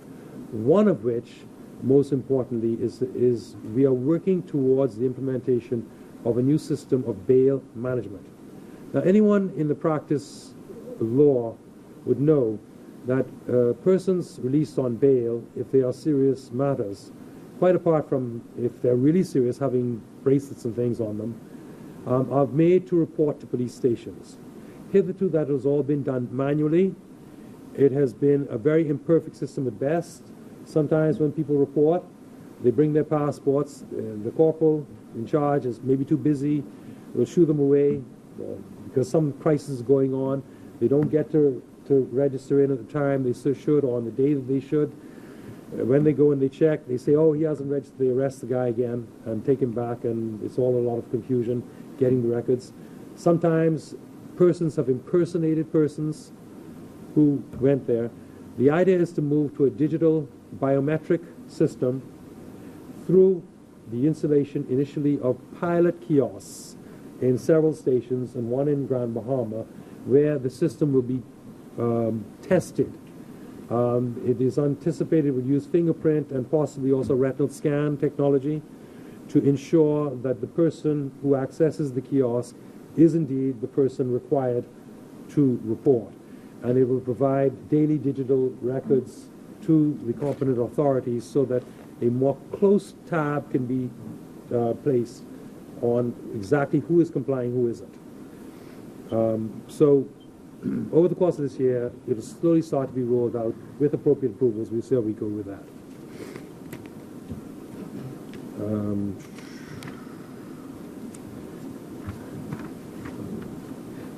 I would point to certain areas that I have not been addressed that I feel it is high time we seriously and aggressively fix these problems. The most important problem facing us now, in terms of the administration of justice, is the lack of a forensic or pathology laboratory. I sat many times in that same seat there that the leader of opposition business sits in, a number of years. And I heard my predecessor and the former minister state every year talking about this lab, forensic lab. Yeah, they got a nail in there that tear your pants right at the bottom of the table. Yeah. No, there's a nail that I met there that tore my pants right under there. Mr. Tynes remembers, he'll remember. Just a little tear, just a little tear. But seriously, I heard for at least 3 years, oh yes, we're going to get the forensics lab up and running, the police forensic lab up and running, and to date there is no forensic lab. All matters have to be sent out to private sector, sometimes abroad for the more detailed work. It has caused delay. Exhibits have been lost. It, in sexual offences matters, has been the cause of far too many failed prosecutions. We have to address this matter. And I can assure the Bahamian people that I will use every ounce of energy to ensure that we, as quickly as possible, in collaboration with the Minister of National Security and with the assistance of the government, that this long-delayed necessity in a modern society is made available to the Bahamian people. There's, I believe, one forensic pathologist largely employed at the Princess Margaret Hospital and only periodically available to the prosecutions in terms of government service. And we have to address that. We have to also locate and find a dedicated forensic pathologist to assist the police in their job.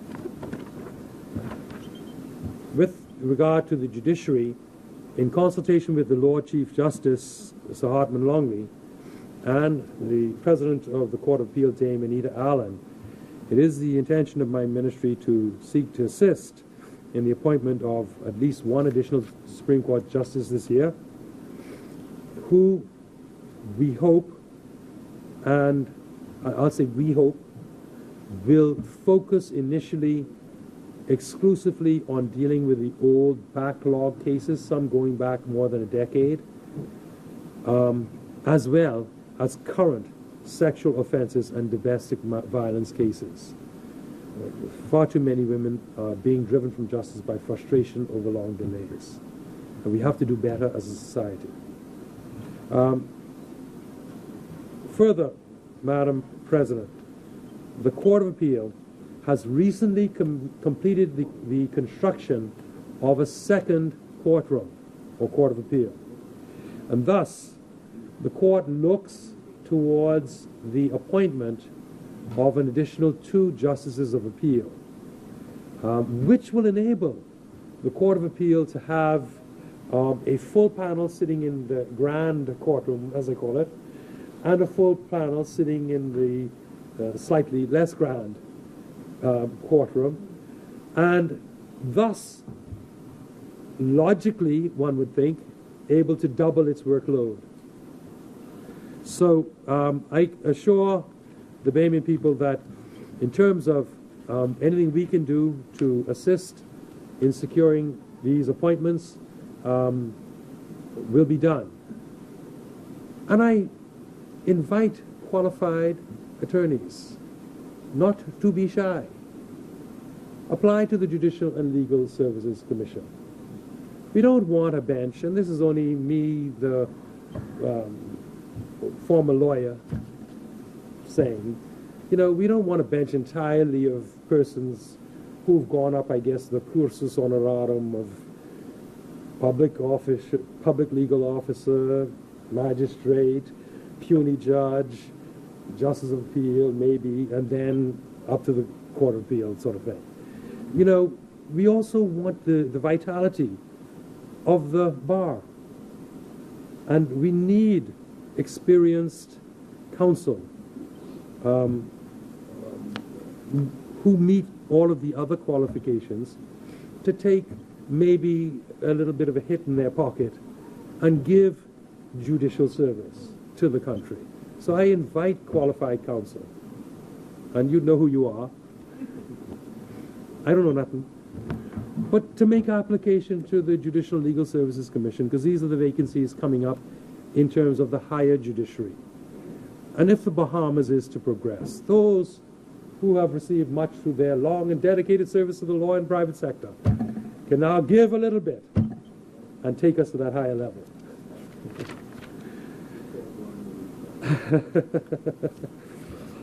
Yes. Everybody can't be Chief Justice, though. I don't know about any names I hear around here. Everybody cannot be Chief Justice. Okay? There's only one Chief Justice. Let us serve the judiciary, the higher judiciary, and the nation at a higher level. Now, the high calling of, and I'm wrapping up now. Oh, let me just say,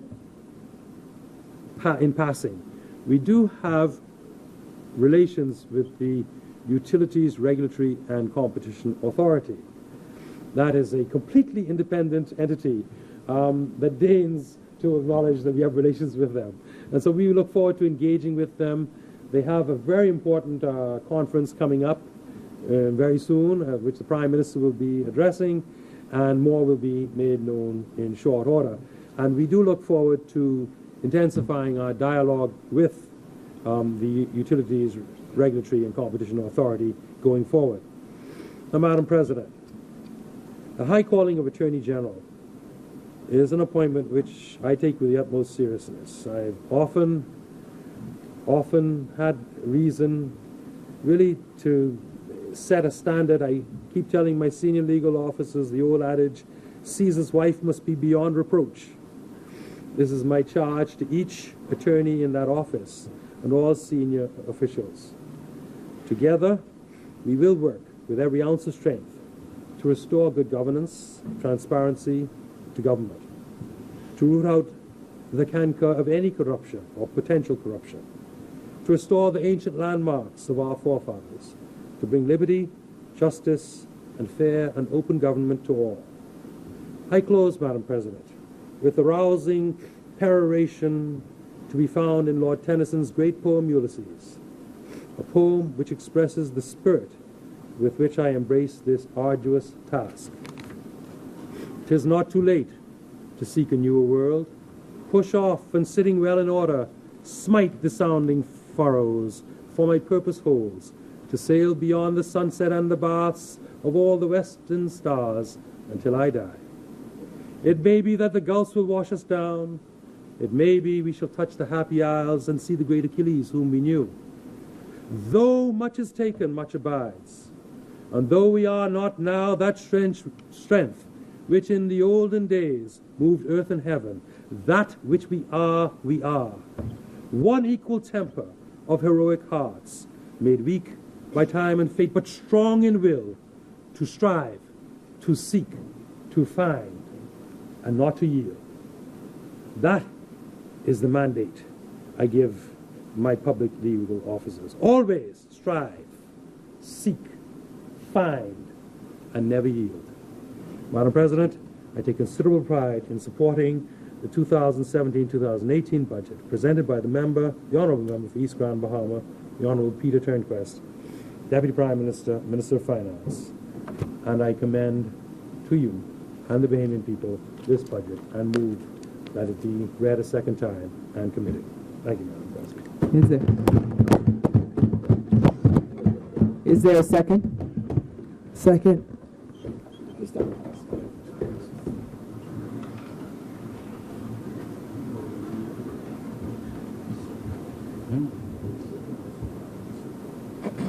If you powers be in it, and you're appointed. No, I don't.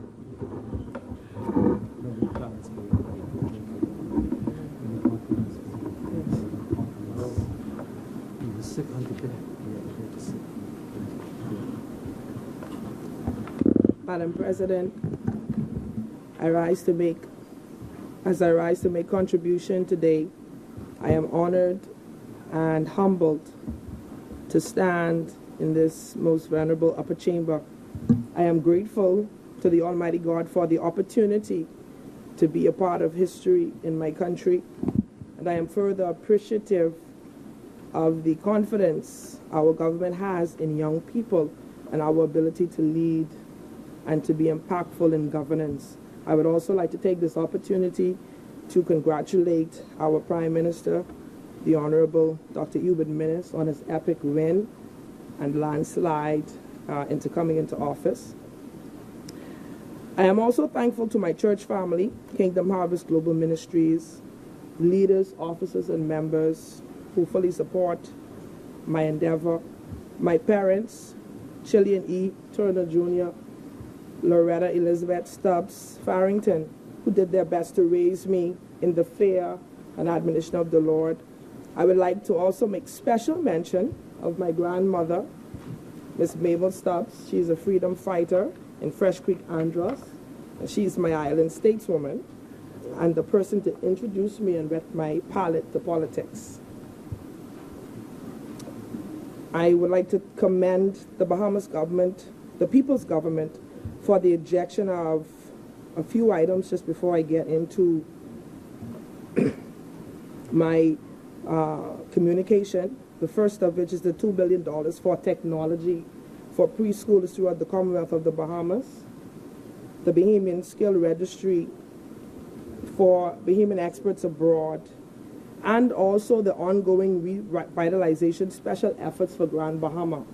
On Tuesday of this week, I saw on the front page, in the business section of the Tribune, there was a story of a business owner in the Lucaya Strip area, and he was talking about how at one time his business yielded between $12,000 to $15,000 per month, and it is at the place where if he makes $50 in 2 days, it's a lot of money. And so we want to commend the government for the ongoing revitalization special efforts, and particularly on the island of Grand Bahama. In the 8th grade, my social studies teacher, we were doing a study, and she said that Grand Bahama's economy has the ability or the potential to carry the entire Bahamas. And so we are looking forward to increased revitalization efforts for the island of Grand Bahama. Madam Speaker, Madam President, where the average Bahamian may not know the intricate details of governance, Bahamians everywhere know, they feel, and they can acknowledge progress and advancement when they see it. Bahamians' expectations are very high and their tolerance very low. And so, Madam President, please allow me to use my time to lend suggestions and or solutions so that we can advance quickly as a people and as a nation. We have witnessed firsthand the effects of political mismanagement of funds under the previous administration. And obviously this type of political uncertainty leads to economic problems and also triggers social strife. Madam Speaker, we are in a battle not just to save our Bahamian economy, but our families and our communities. And so I suggest that we go back to basics. I recommend one of the ways to reduce youth crime, gang violence, and debt is by the government, the police force, and the churches, so civic organizations who have programs for troubled teens, delinquent minors, and character-building activities to work together, come together. Currently, these non-governmental organizations, churches, do more with less as we speak. And so I want to acknowledge and just name off a few in the different islands. We have Dr. Carlos Reed, President of the Hope Center and Director of Shock Treatment. Pastor Tiffany Reed, President of Diamonds International. Dr. Judy Smith, Apostle Clifford Smith, President of Esther's Daughter Network in Nassau. Dr. Edison and Maddie Nordage, Girls Program. Apostle David and Franchon Brennan, Kingdom's Daughter Network. Brenny Cooper, Girls Program in Grand Bahama. Dudley Sade in Grand Bahama with the Reach Out Ministries. Pastor Darren Roll, Boys Mentorship Program. Apostle Brian Darius, who also has a young man mentorship program. Pastor Clarice Thompson in Eleuthera. She has Esther's Daughters Network. Apostle Gilbert and Yvette Roll in Bimini, mentorship and educational program. Ruth Martin, Sparkles Group now in Abaco. Pastors Emmett and Beverly Archer of Abaco Youth Ministries. Pastor Leo Adderley and Catherine Adderley in Exuma. And also Pastor Jury Thomas and his wife in Exuma. And these are selfless men and women who are already in the field, building character, helping children discover purpose, uncover hidden potential, and bring healing to many of the wounds that are caused early in our children's life. And they do it for free. And therefore, we want to encourage, support, and honor these programs and assistance in their outreach and skill-building programs. Without the presence of these NGOs or churches, civic organizations, high schools, junior clubs like Junior Achievement, Future Secretaries Association, 4-H Club, our children are open to the following, and I want to just quote from the U.S. Census Bureau. We are open to 4 times greater risk of poverty, 5 times the average suicide rate, 7 more times likely to become pregnant as a teen, more likely to face abuse and neglect, 32 times more likely to go to prison, 2 times more likely to abuse drugs, 2 times more likely to suffer obesity, 2 times more likely to drop out of school, and more likely to have trouble establishing appropriate sex roles and gender identity. And so if we could spend a little more money per year, $1 million per year on these outreach and skill building programs, we will spend less money on prisons, crime prevention, and the like. But we must start now. This leads me also to underscore the need for more investment in education. Nelson Mandela said, money won't create success, the freedom to make it real. And education frees our minds from shackles and chains to be able to contribute to the greatest levels in our society. What distinguishes economies today are ideas, energy, and levels of education, greater levels of education. And any country with ideas, energy, and education will be amidst the movers and the shakers in the world. We must spend the necessary funding in education. We cannot waste millions of dollars on carnival while our children are deskless, chairless, resourceless in our schools. Most of the children in this upper and lower house go to private schools of the parliamentarians here, but my children go to a public school. I am the PTA Vice President for Hugh Campbell Primary School. And so when I speak of the investment in education, I know of which I speak. I am on that campus daily. And so I understand of that which we are speaking now and why it's so important for more monies to be invested in education. We need more funding to invest particularly in early education, where the neuroplasticity in our children's brains are stretched in their capacity to learn more, to do more, and ultimately to become more. A well-informed and educated mind is the best security against poverty. And the significance and importance of education to our society cannot be overemphasized, as it is paramount for the formation of character, creativity, intellect, and national development. Conversely, a growing uneducated or underemployed population, Madam President, will lead to social unrest rather than economic growth. Here are some suggested educational key development areas. And these are gathered from teachers from across the Commonwealth of the Bahamas. We can increase supply of teaching resources. Implementation of the usage of greater technology in classrooms for teachers and children adopting a no child left behind mentality. Placing more emphasis on numeracy and literacy, increasing our children's ability to think independently and critically. We are thankful for the increased parental involvement through the National Diploma Program, where the parents attended 3 parental conferences in order for students to graduate. Encourage professional development for our teachers in the form of workshops, seminars, and conferences due to the fast developments in education nationally and internationally, and these should be subject-specific. Establish teachers forum, greater incentives for teachers to enter the profession and stay. Encourage well-planned pilot learning, properly monitoring their outcomes, evaluating and documenting results.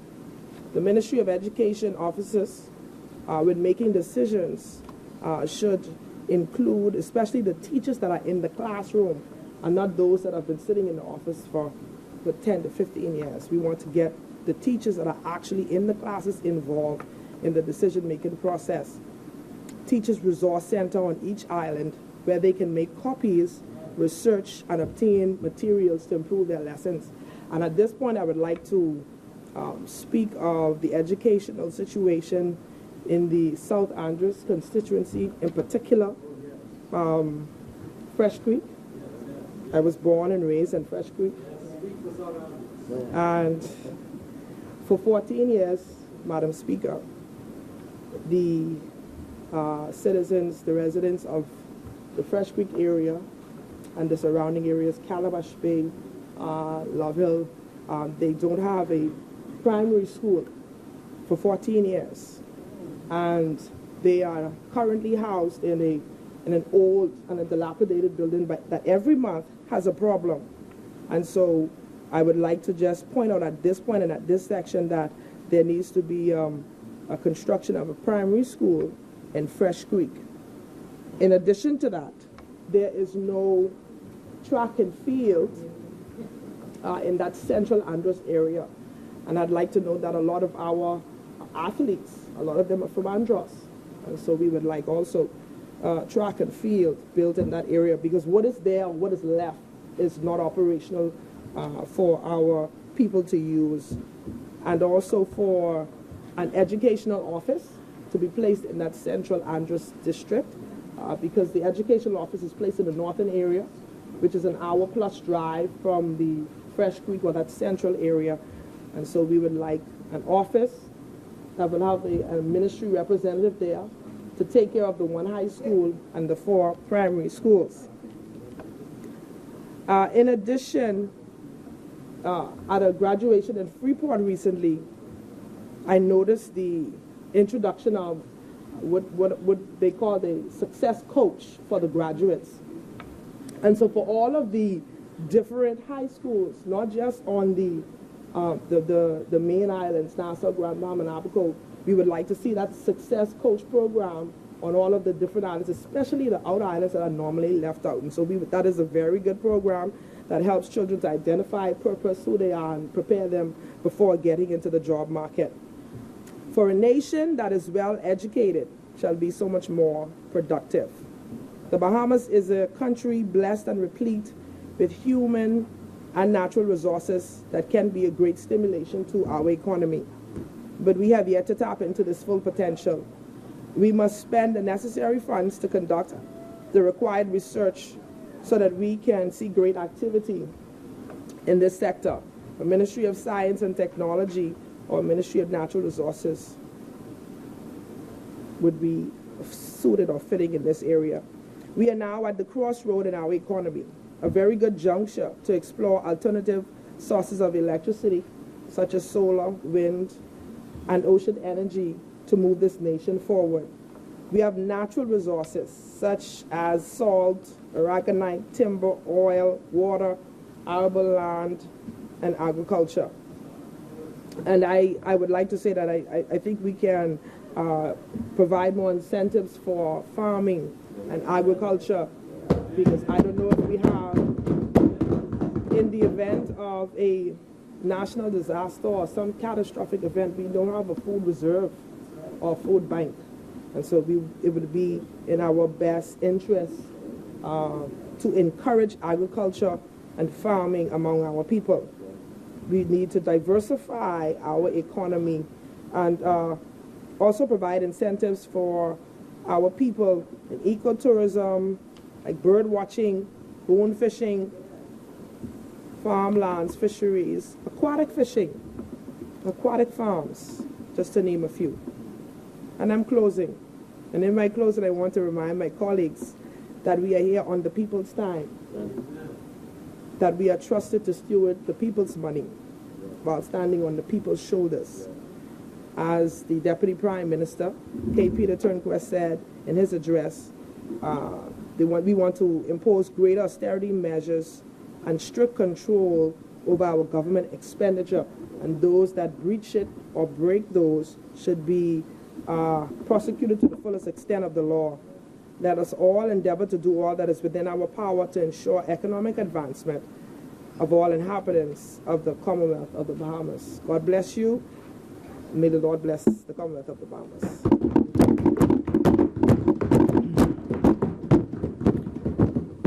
It has been moved and seconded that the following bill be read a second time and committed. A bill for an act for the appropriation of divers sums of money for and towards defraying the expenses of the government of the Commonwealth of the Bahamas on revenue account for the financial year commencing 1st of July 2017 and ending the 30th of June 2018. As many?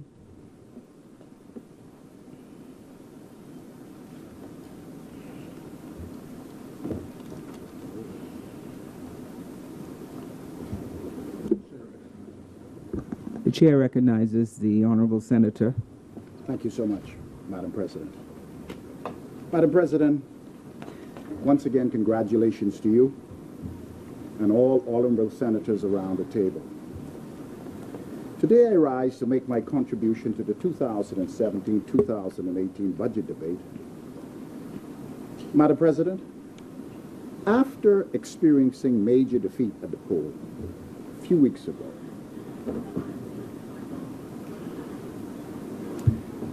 and having the opportunity to reflect on our successes and mistakes, I remain resolute that the Progressive Liberal Party is still the only political organization that can effectively navigate our country through turbulent waters that lie ahead. I remain confident that time will prove this statement to be true. Madam President, upon coming to office in 2012, we met an economy riddled with debt, left behind by the Free National Movement.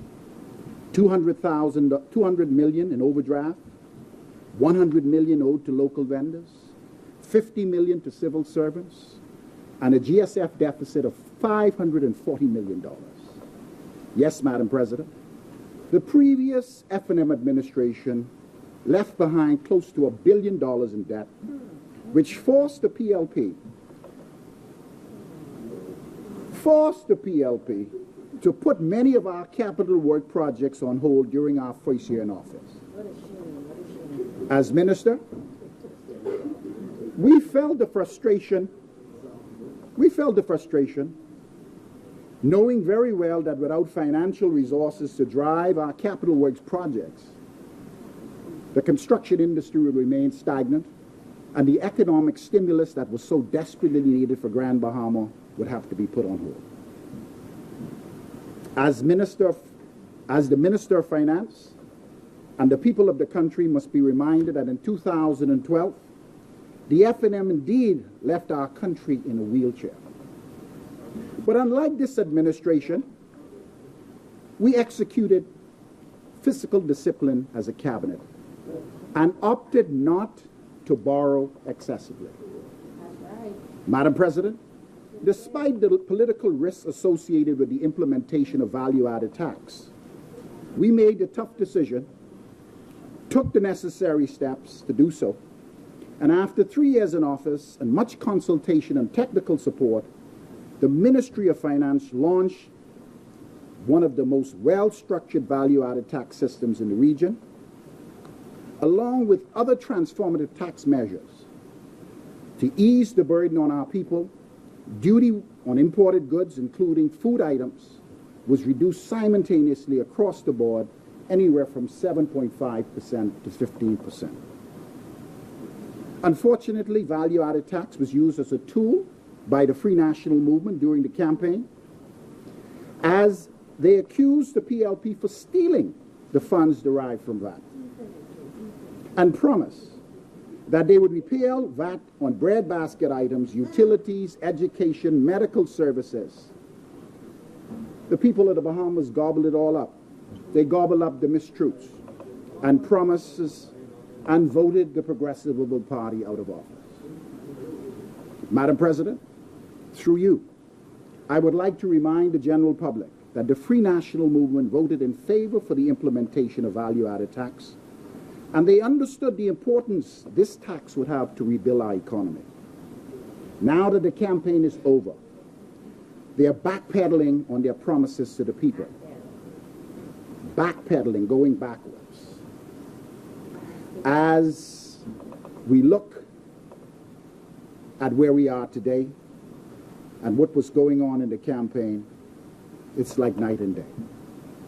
But Madam President, what I find most troubling is that after opting not to repeal VAT from breadbasket items, this administration saw it fit to reduce business license fees, not for small and medium-sized businesses, but businesses that make more than $50 million a year.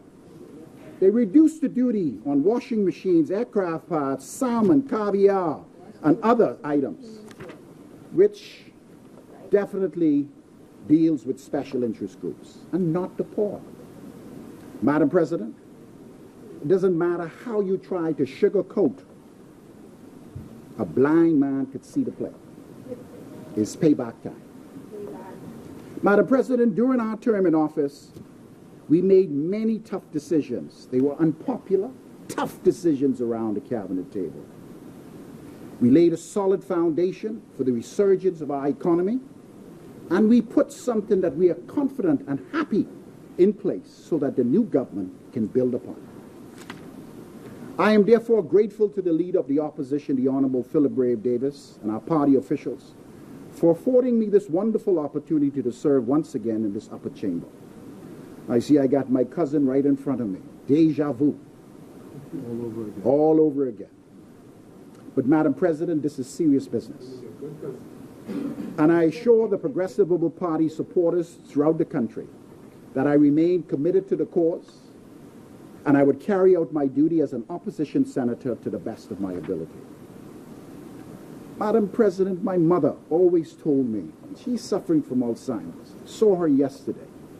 She said, Michael, those who fail to prepare to fail.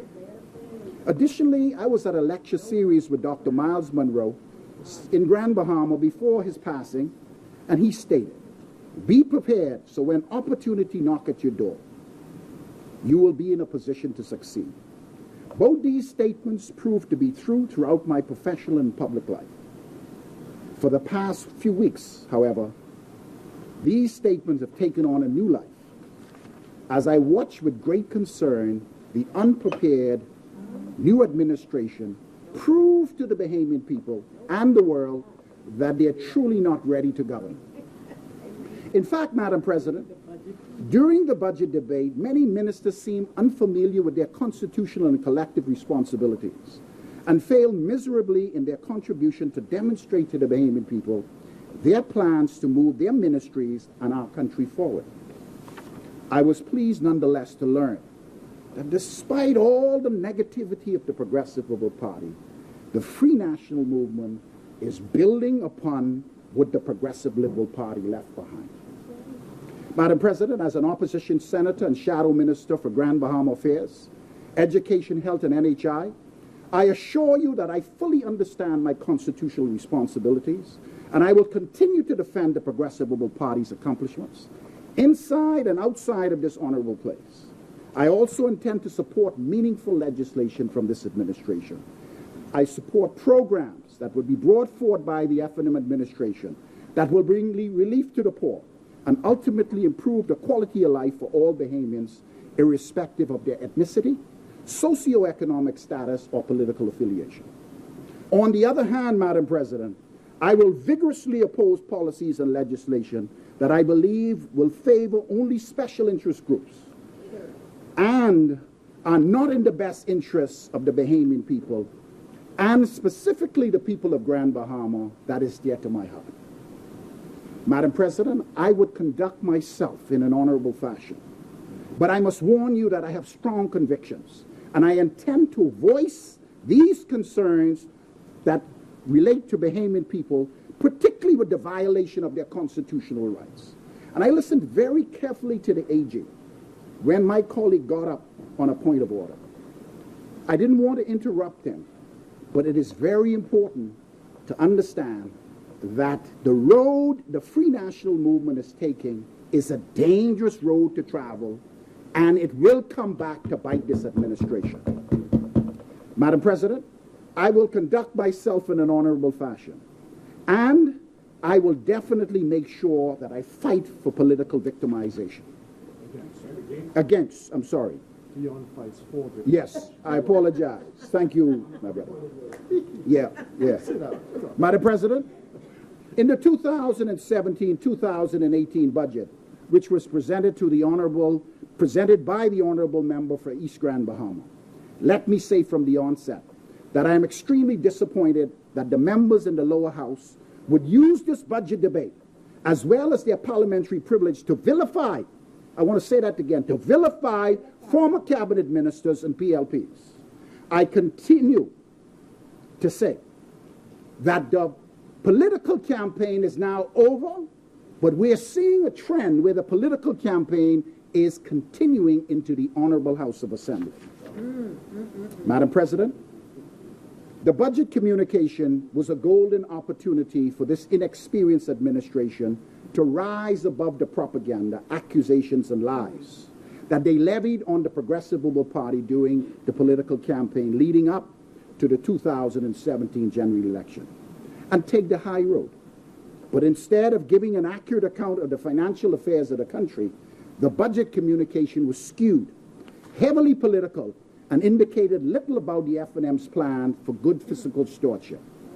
In fact, Madam President, the majority of their contributions were about alleged PLP corruption. I want to say that again, because I want the general public to understand. Most of what has happened downstairs in the Honorable House of Assembly are alleged on parliamentary privilege. What we need to do, and the Attorney General alluded to it, is be careful and be measured in the statements in this place as well as what we say outside. In fact, Madam President, I believe the Bahamian people are tired. They're saturated with this political posturing and are ready for this government to put plans into action, man. Let's get some people to work. Let's fix them houses in Grand Bahama, and let's get people up and going. You go pay the bills, my brother. Stop talking. Let's do some action. Madam President, In an interview last night, the Attorney General admitted that no formal complaint has been filed by any government official or any citizen, and would substantiate the claims that was done in the lower house. So it's all talk.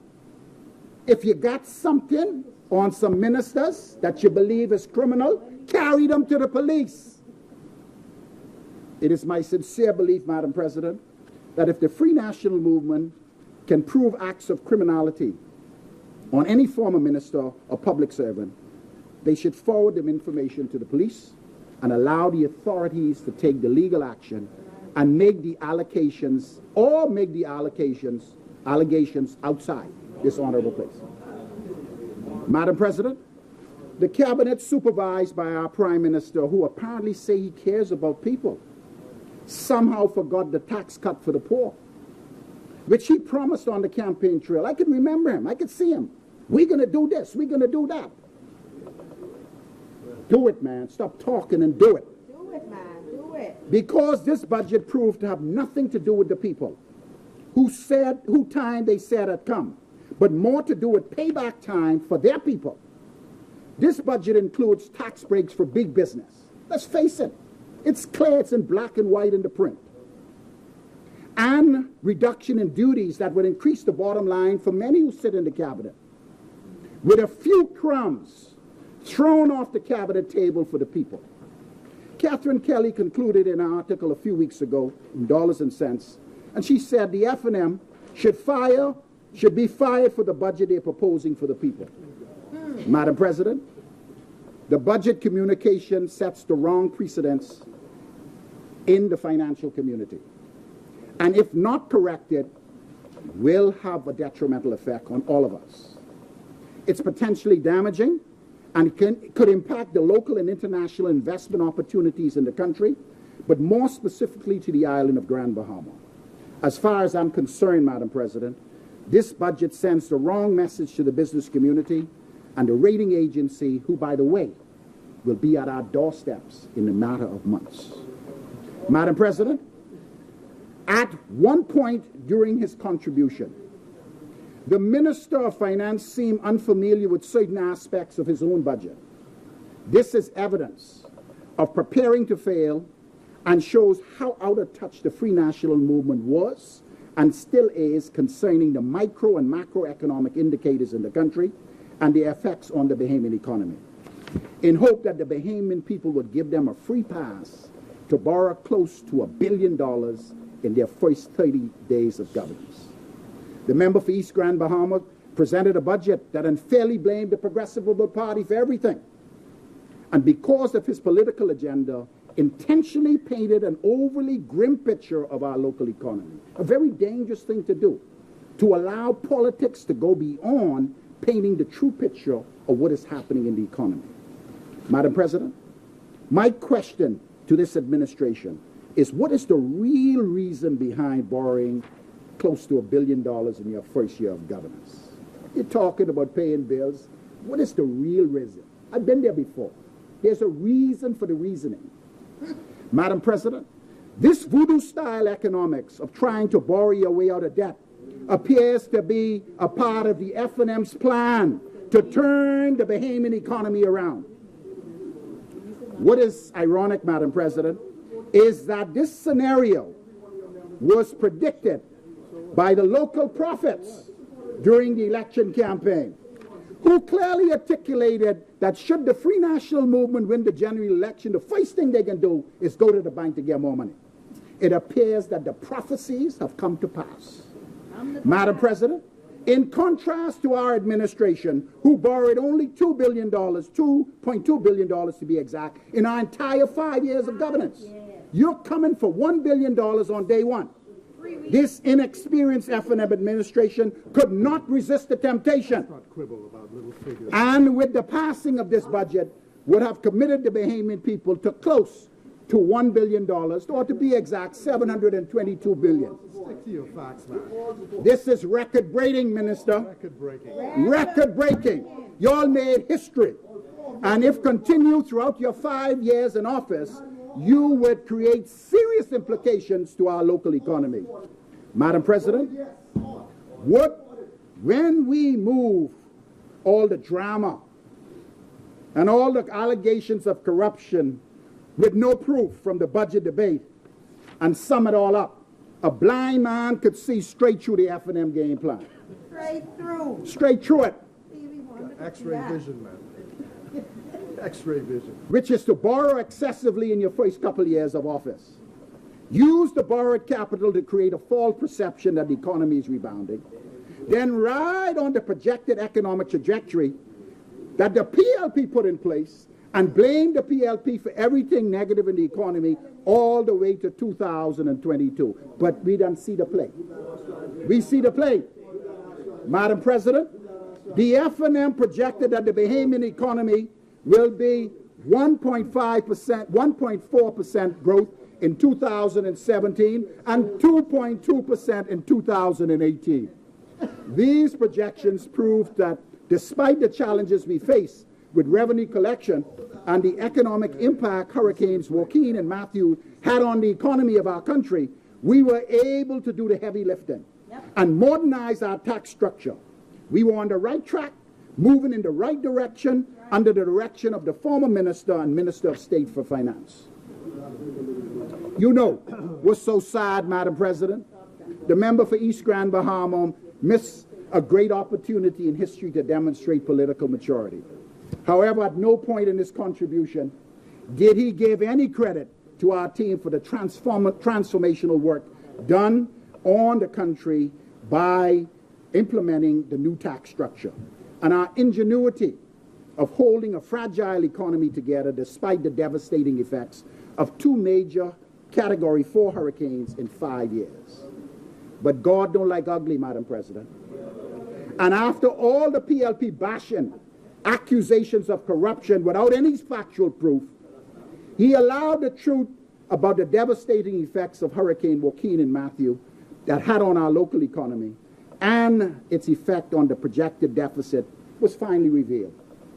After digging through all of the budget and all the fluff and all of the politics, the IMF report in the budget clearly indicated the direction the economy was moving in.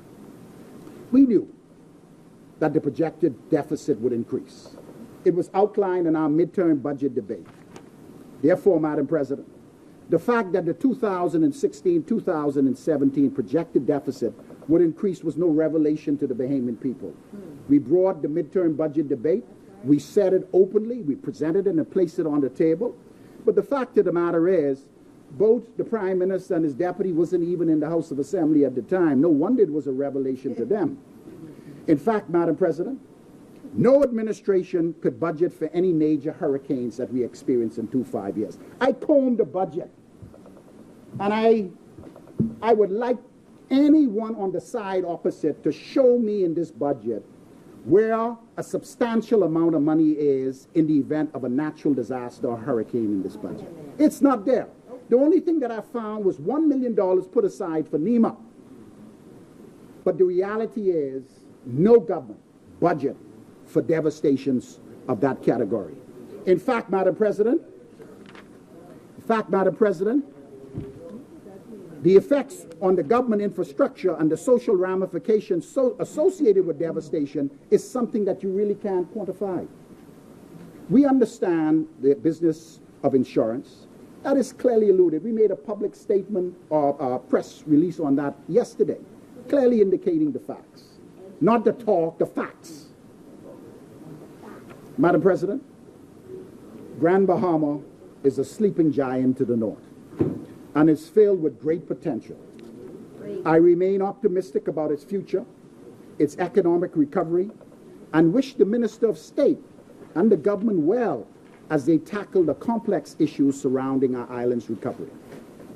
But I must warn the Minister of State that the outdated economic template currently in place in Freeport must change in order to bring sustainable development.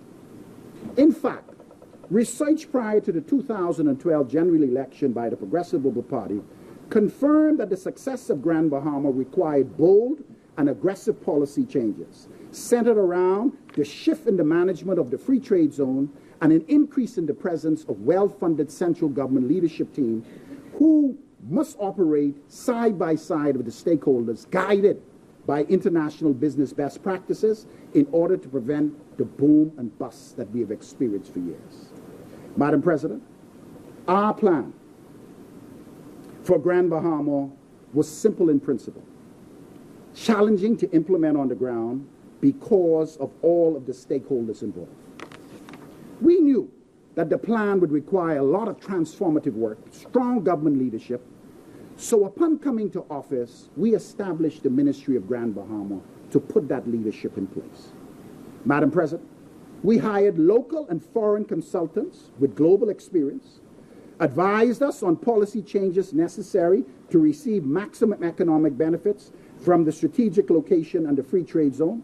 As minister, one of my main mandates was to drive these transformative policies around the cabinet table, thus creating both the short and long-term strategy that will promote the resurgence of the Grand Bahama economy. Madam President, because of the unique legal structure of Freeport, these necessary changes required buy-in from the Grand Bahama Port Authority, port licensees, the Grand Bahama Chamber of Commerce, and other major stakeholders on the island. As a result of our research, we clearly understood that the recovery of Grand Bahama would take more than 5 years. And I'm saying this because the Minister of State is in front of me. Grand Bahama issues are extremely complex. No government can accomplish the mission in one term in office. We focus definitely on laying a solid foundation, on the advancement of the industrial and tourism sector with a drive to try to create jobs. Madam President, after listening to the budget communication and contributions from the 5 members of Parliament, and yet to hear from the Minister of State for Grand Bahama and the Ministry of Finance, I'm still waiting to hear about any meaningful government plan for the island of Grand Bahama. I'm going to listen, Minister. I will give you that opportunity to state your case. I've heard and I've listened to the press statement that was said by the Prime Minister in your office, and it ain't nothing new, my brother. There's only talk.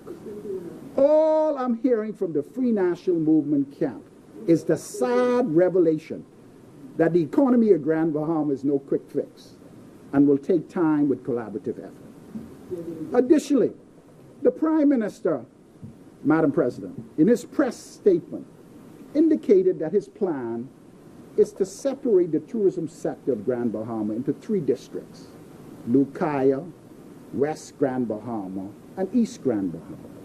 And they plan to create a tourism promotion strategy to attract tourists to these various places. Nothing new under the sun. Been there, done that, tried it.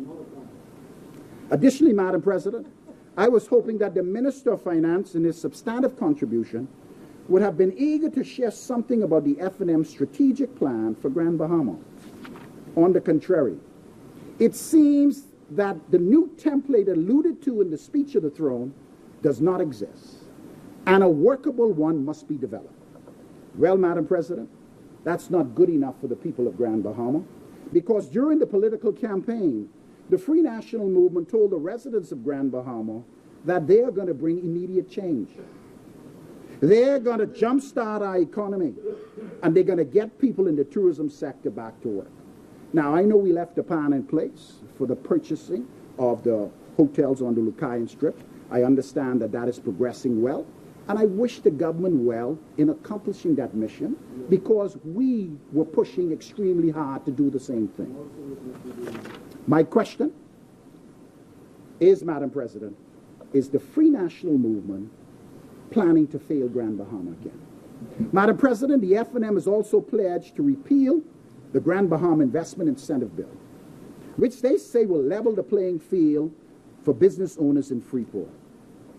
I strongly suggest that this administration move with caution, review the evidence-based research that has been put in place that cost the government hard-earned dollars and is definitely done by reputable people. Look carefully at the MOU that we signed. Look at the heads of agreements signed by the government and with our stakeholders before potentially pushing Grand Bahama back another 10 years. Although I concede that the bill is not a perfect one, and I say that, Minister, because we all know who have served in these honorable chambers that every bill that comes can always be improved upon. I strongly suggest that you improve the bill rather than repealing the bill. We know. We know. Because what we have done is, while we were sitting with the stakeholders, the Grand Bahama Port Authority, when we were sitting with the chambers, they voiced their concerns to us. We listened to the concerns, and we instructed the AG to go ahead with the necessary amendments that would cover their concerns, and what could not cover their concerns in the bill, we were able to handle them with the new regulations. However, Madam President, I believe to repeal the bill will go contrary to the evidence-based research and derail 3 years' worth of hard work by the government. A few days ago in the press conference, the Minister and the Prime Minister clearly indicated the way forward for the island of Grand Bahama. Madam President, as the former Minister for Grand Bahama and sitting in front of the Minister of State for Grand Bahama, a licensee of the Grand Bahama Port Authority, a concerned citizen in the community, I am willing to voice my opinion.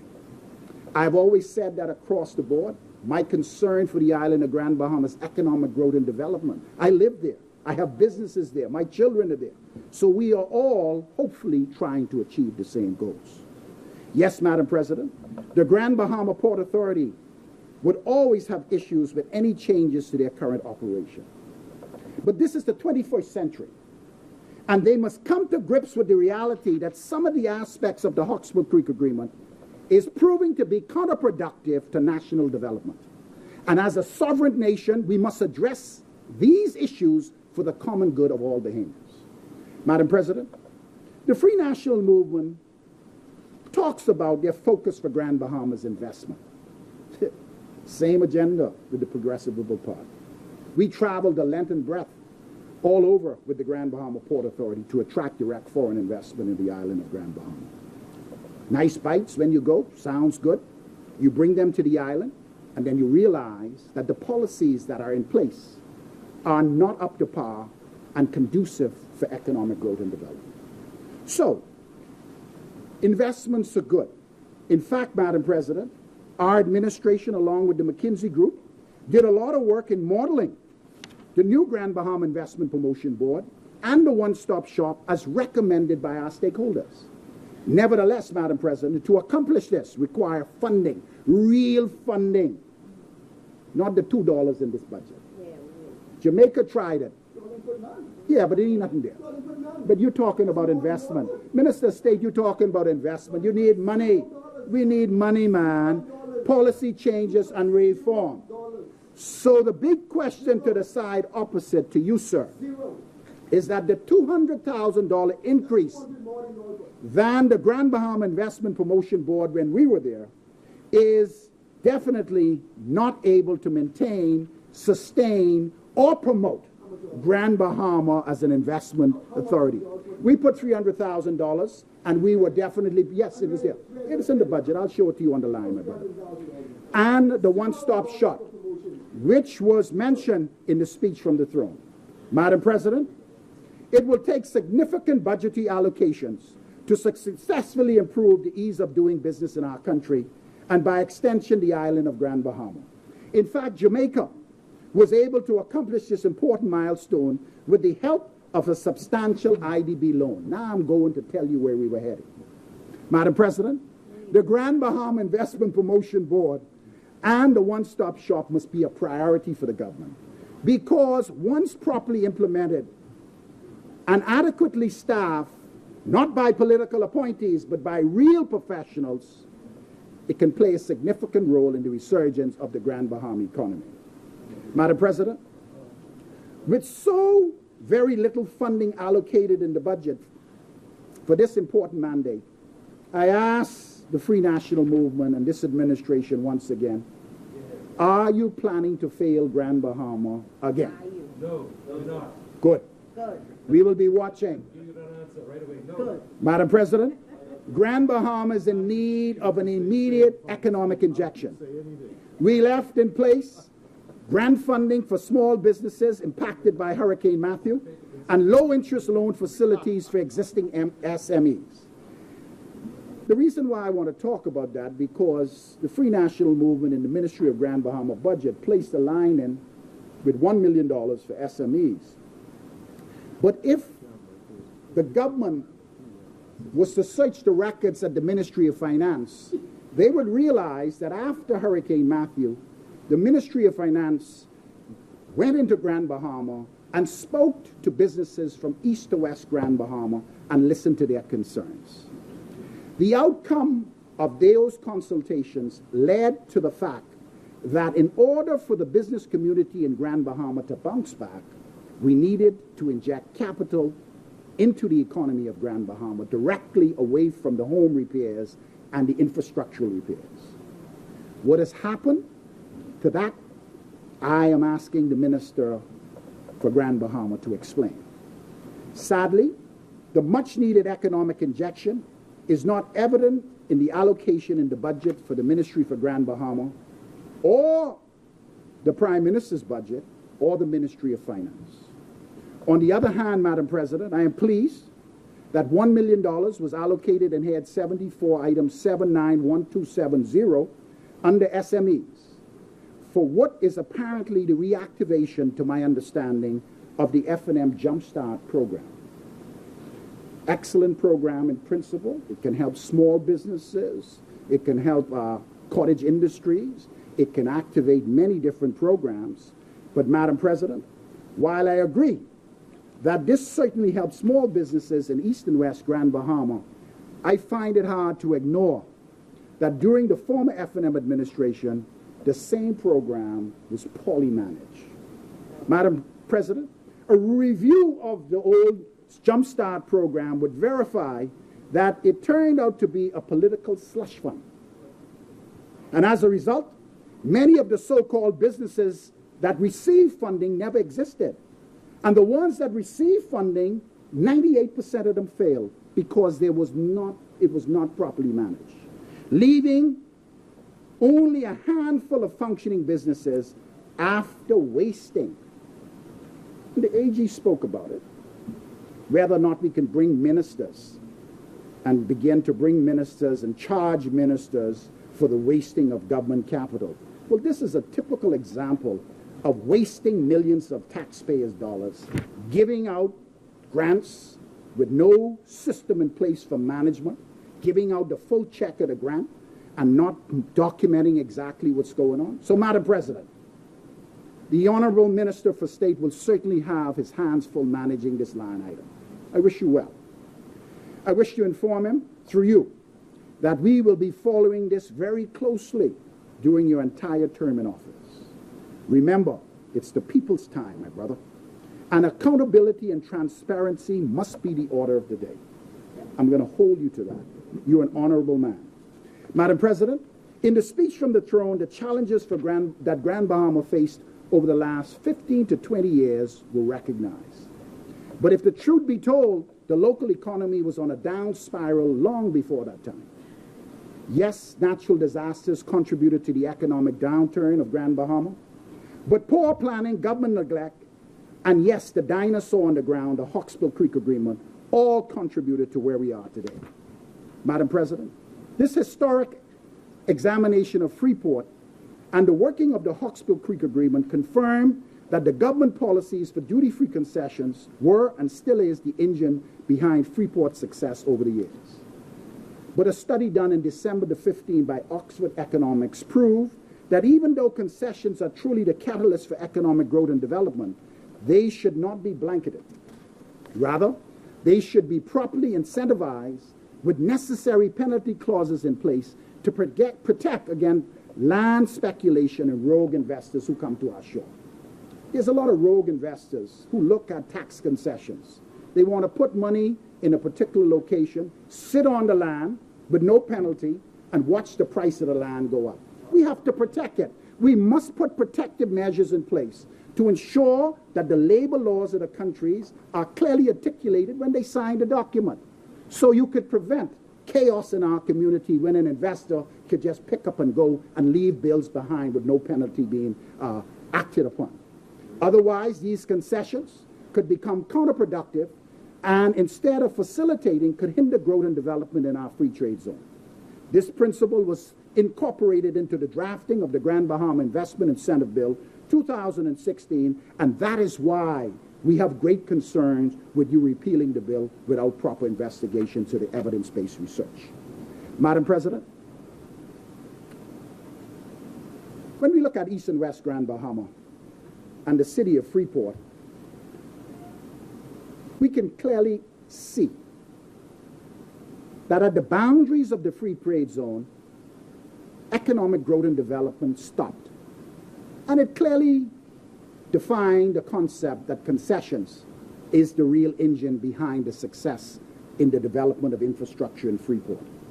As a result, Madam President, in 2014, by way of the amendment of the Tariff Act, our administration honored our promise, outlined in our Charter of Governance, and extended duty-free concessions to the new and existing businesses in East and West Grand Bahama, leveling the playing field for 60 years for all business owners on the island of Grand Bahama. And the entrepreneurial and employment opportunities that were created is notable. Madam President, the aging infrastructure throughout Grand Bahama was also a top priority for our administration transformative agenda. And shortly after being named minister, I spoke specifically about 5 major government-funded capital works projects earmarked for the island of Grand Bahama. First and foremost, the Fishing Hole Road, which has been a vexing problem for the residents of West Grand Bahama for decades. During adverse weather conditions, many are cut off from essential services due to flooding. According to the Minister of Works, that this project is now on hold because of budget constraints. And I'm very concerned about it because we're approaching the hurricane season again, and we need to move swiftly to fix this problem once and for all. Secondly, the Freeport Fire Station, a problem for the government from 2004. Both governments, PLP and F&M, spoke about putting it in place. It's already done. Thirdly, the Smith Point seawall that addressed the coastal erosion for the residents in that touristic area. However, on Thursday, June 8, 2017, it was reported that Smith's Construction, a reputable company, who was awarded the contract to construct the seawall in coastal settlement of Smith Point, Grand Bahama, was ordered off the construction site by representatives of the Ministry of Work and assisted by the Royal Bahamas Police Force. This incident was extremely unfortunate, and I'm advised that the contractor is pursuing legal matters, and I support his legal pursuit 100%. Madam President, we are asking the government to move swiftly to resolve this pressing situation, to protect the residents of Smith Point and prevent further coastal erosion in that community, especially since hurricane season is upon us again. Additionally, the junior high school in Grand Bahama, and finally, the Freeport Community Clinic, which is the first phase of the hospital for Grand Bahama. Madam President, much has been said to try to discredit the urban renewal program on Grand Bahama. Remember, I could remember years ago, in 2012, when we won the general election and we addressed this particular problem. The member for East Grand Bahama spoke about victimization of urban renewal workers by the Progressive Liberal Party in 2012. But the truth of the matter is, whoever were willing, we allowed their contracts to be completed. A number reapplied, and some, including the wife of the former member for Parliament for 8 Mile Rock, was rehired based on her past performance. She did an excellent job. She was familiar in the community, and we realized that her presence would make a difference for our agenda. Speaking about victimization, Madam President, all government vehicles were taken from center managers and parked at the police headquarters in Freeport. Without any transportation and support, all centers are practically non-functional.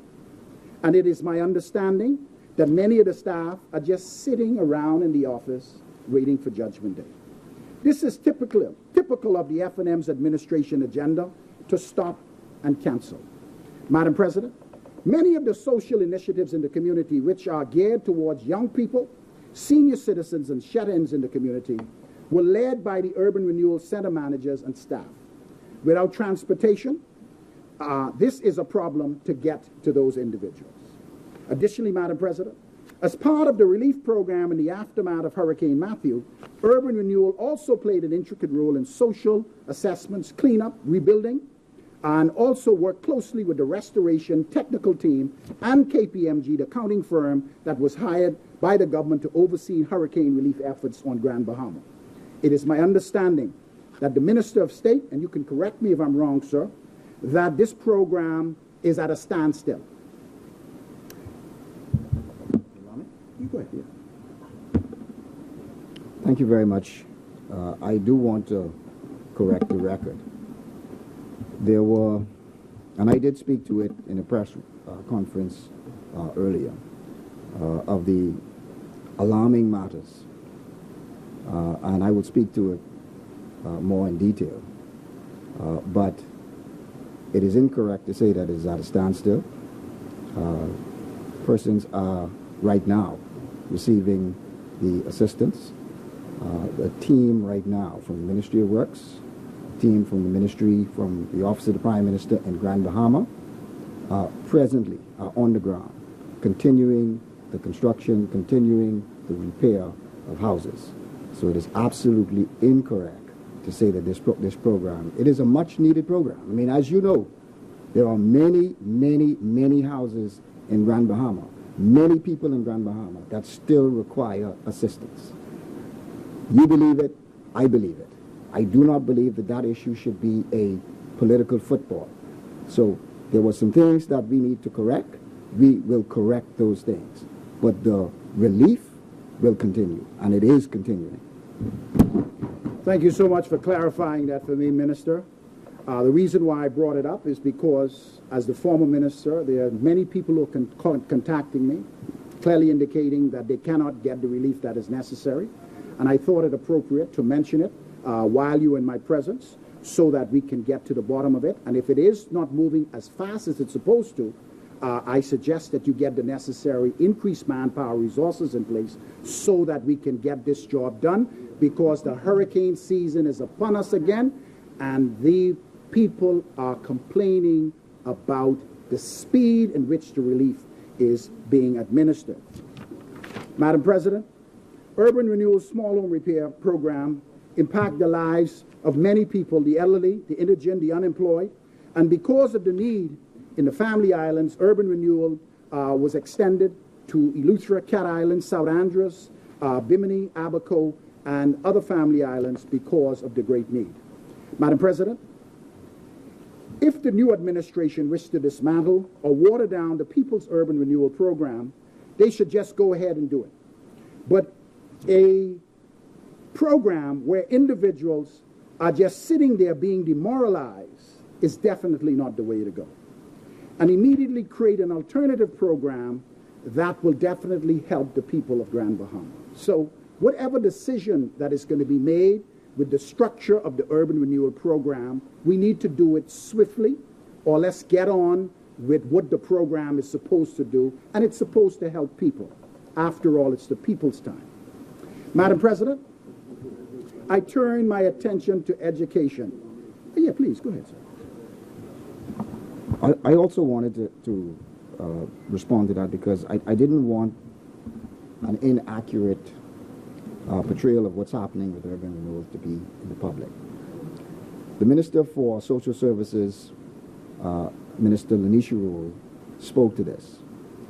She spoke to this in her presentation, that the urban renewal in Grand Bahama is properly being incorporated in the urban renewal program nationally, as in my view, where it should have been to begin with. She is now putting together and implementing the Free National Movement Plan with respect to urban renewal. So urban renewal is moving forward. It is going to continue, and it is going to do what the people need it to do. So you ought not be concerned that it has stopped. Urban renewal is continuing, and it is going to do exactly what the people need it to do. Thank you, but Minister, I said the staff is sitting around doing nothing, waiting on their fate. where senior citizens are coming to the centers and asking for relief and nothing is being done. I'm saying to you, sir, that get on with governing it, put it together. I see where the line item is removed from the Ministry for Grand Bahama and incorporated in the Ministry of Social Service and Urban Renewal, some $5 million. Let us begin to activate the plan. You said you come to govern. You had a plan. Execute the plan. Please do, because they are employees that are being demoralized, sitting around doing nothing. Madam President, I now turn my attention to the Ministry of Education, my attention to education. Madam President, during the budget communication, the Minister of Education indicated that he adopted and improved upon the major policies implemented by the former Minister of Education, the Honorable Jerome Fitzgerald, who left behind a substantial blueprint for education. I distinctly remember the way forward when the minister sat with former Minister of Education and came up with a master plan for the way forward so that this business of new governments rooting up programs that were in place will be discontinued, and we would have a bipartisan approach for education on the way forward. The former Minister of Education introduced the National High School Diploma. He also did an excellent job in doubling the investment in scholarships and chartering the University of the Bahamas, which we are very proud of. Madam President, I recognize Minister Lloyd's enthusiasm for education and his passion for the implementation of computer-based programs throughout the country, but his desire for the preschool pilot program.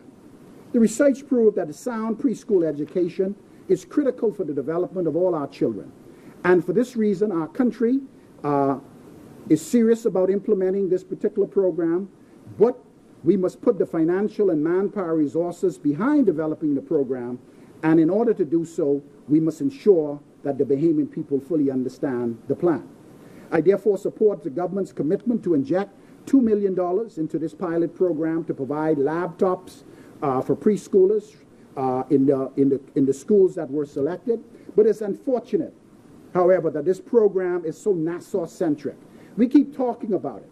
It's time now for us as a country to think about the archipelagic aspect of our country. And so when we are talking about pilot programs, let us incorporate Grand Bahama and Family Islands into these programs so that our children can benefit from what is happening. And so the research will be a wide cross-section of Bahamians throughout the archipelagic nation.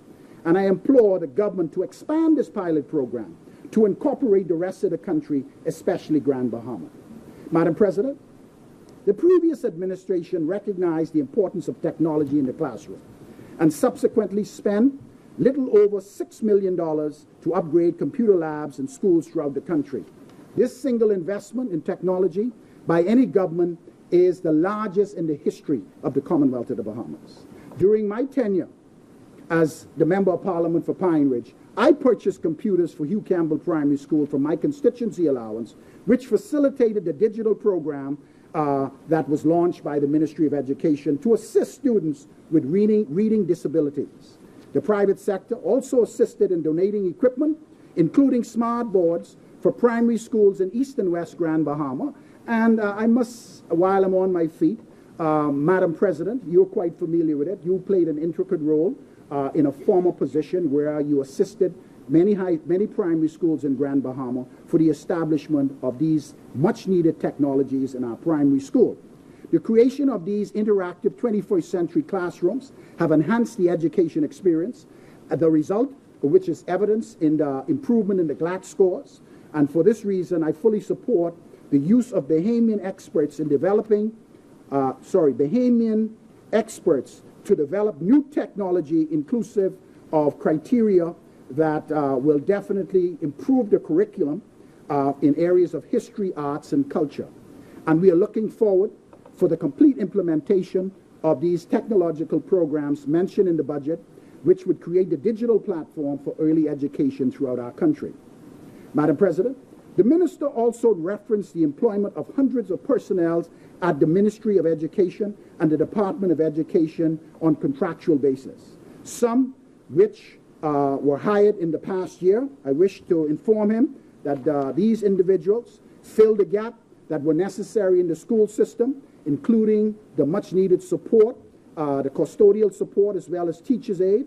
And I am pleading with him and the present administration to please do not terminate these hard-working behemoths who have families to support, and not to look at them as political footballs, because they were not. If you really truly go and assess it, you will realize that the selection, most of it had nothing to do with politics, and people from all walks of life benefited by these programs. Madam President, the minister also referred to school loan program. Do you have much more? Yes, I have much more. You have much more? Yeah. I think Would you think it would be a convenient time now for us to suspend and you could complete when you return? Yes. Okay, well, with your leave. Thank you. Madam President, I move that the business of the Senate be suspended until 3 p.m. this afternoon. Is there a second?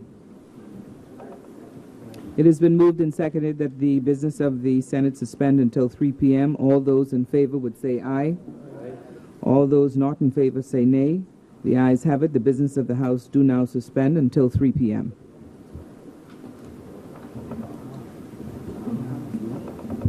Jesus, no, I didn't skip. I thought it was Howard.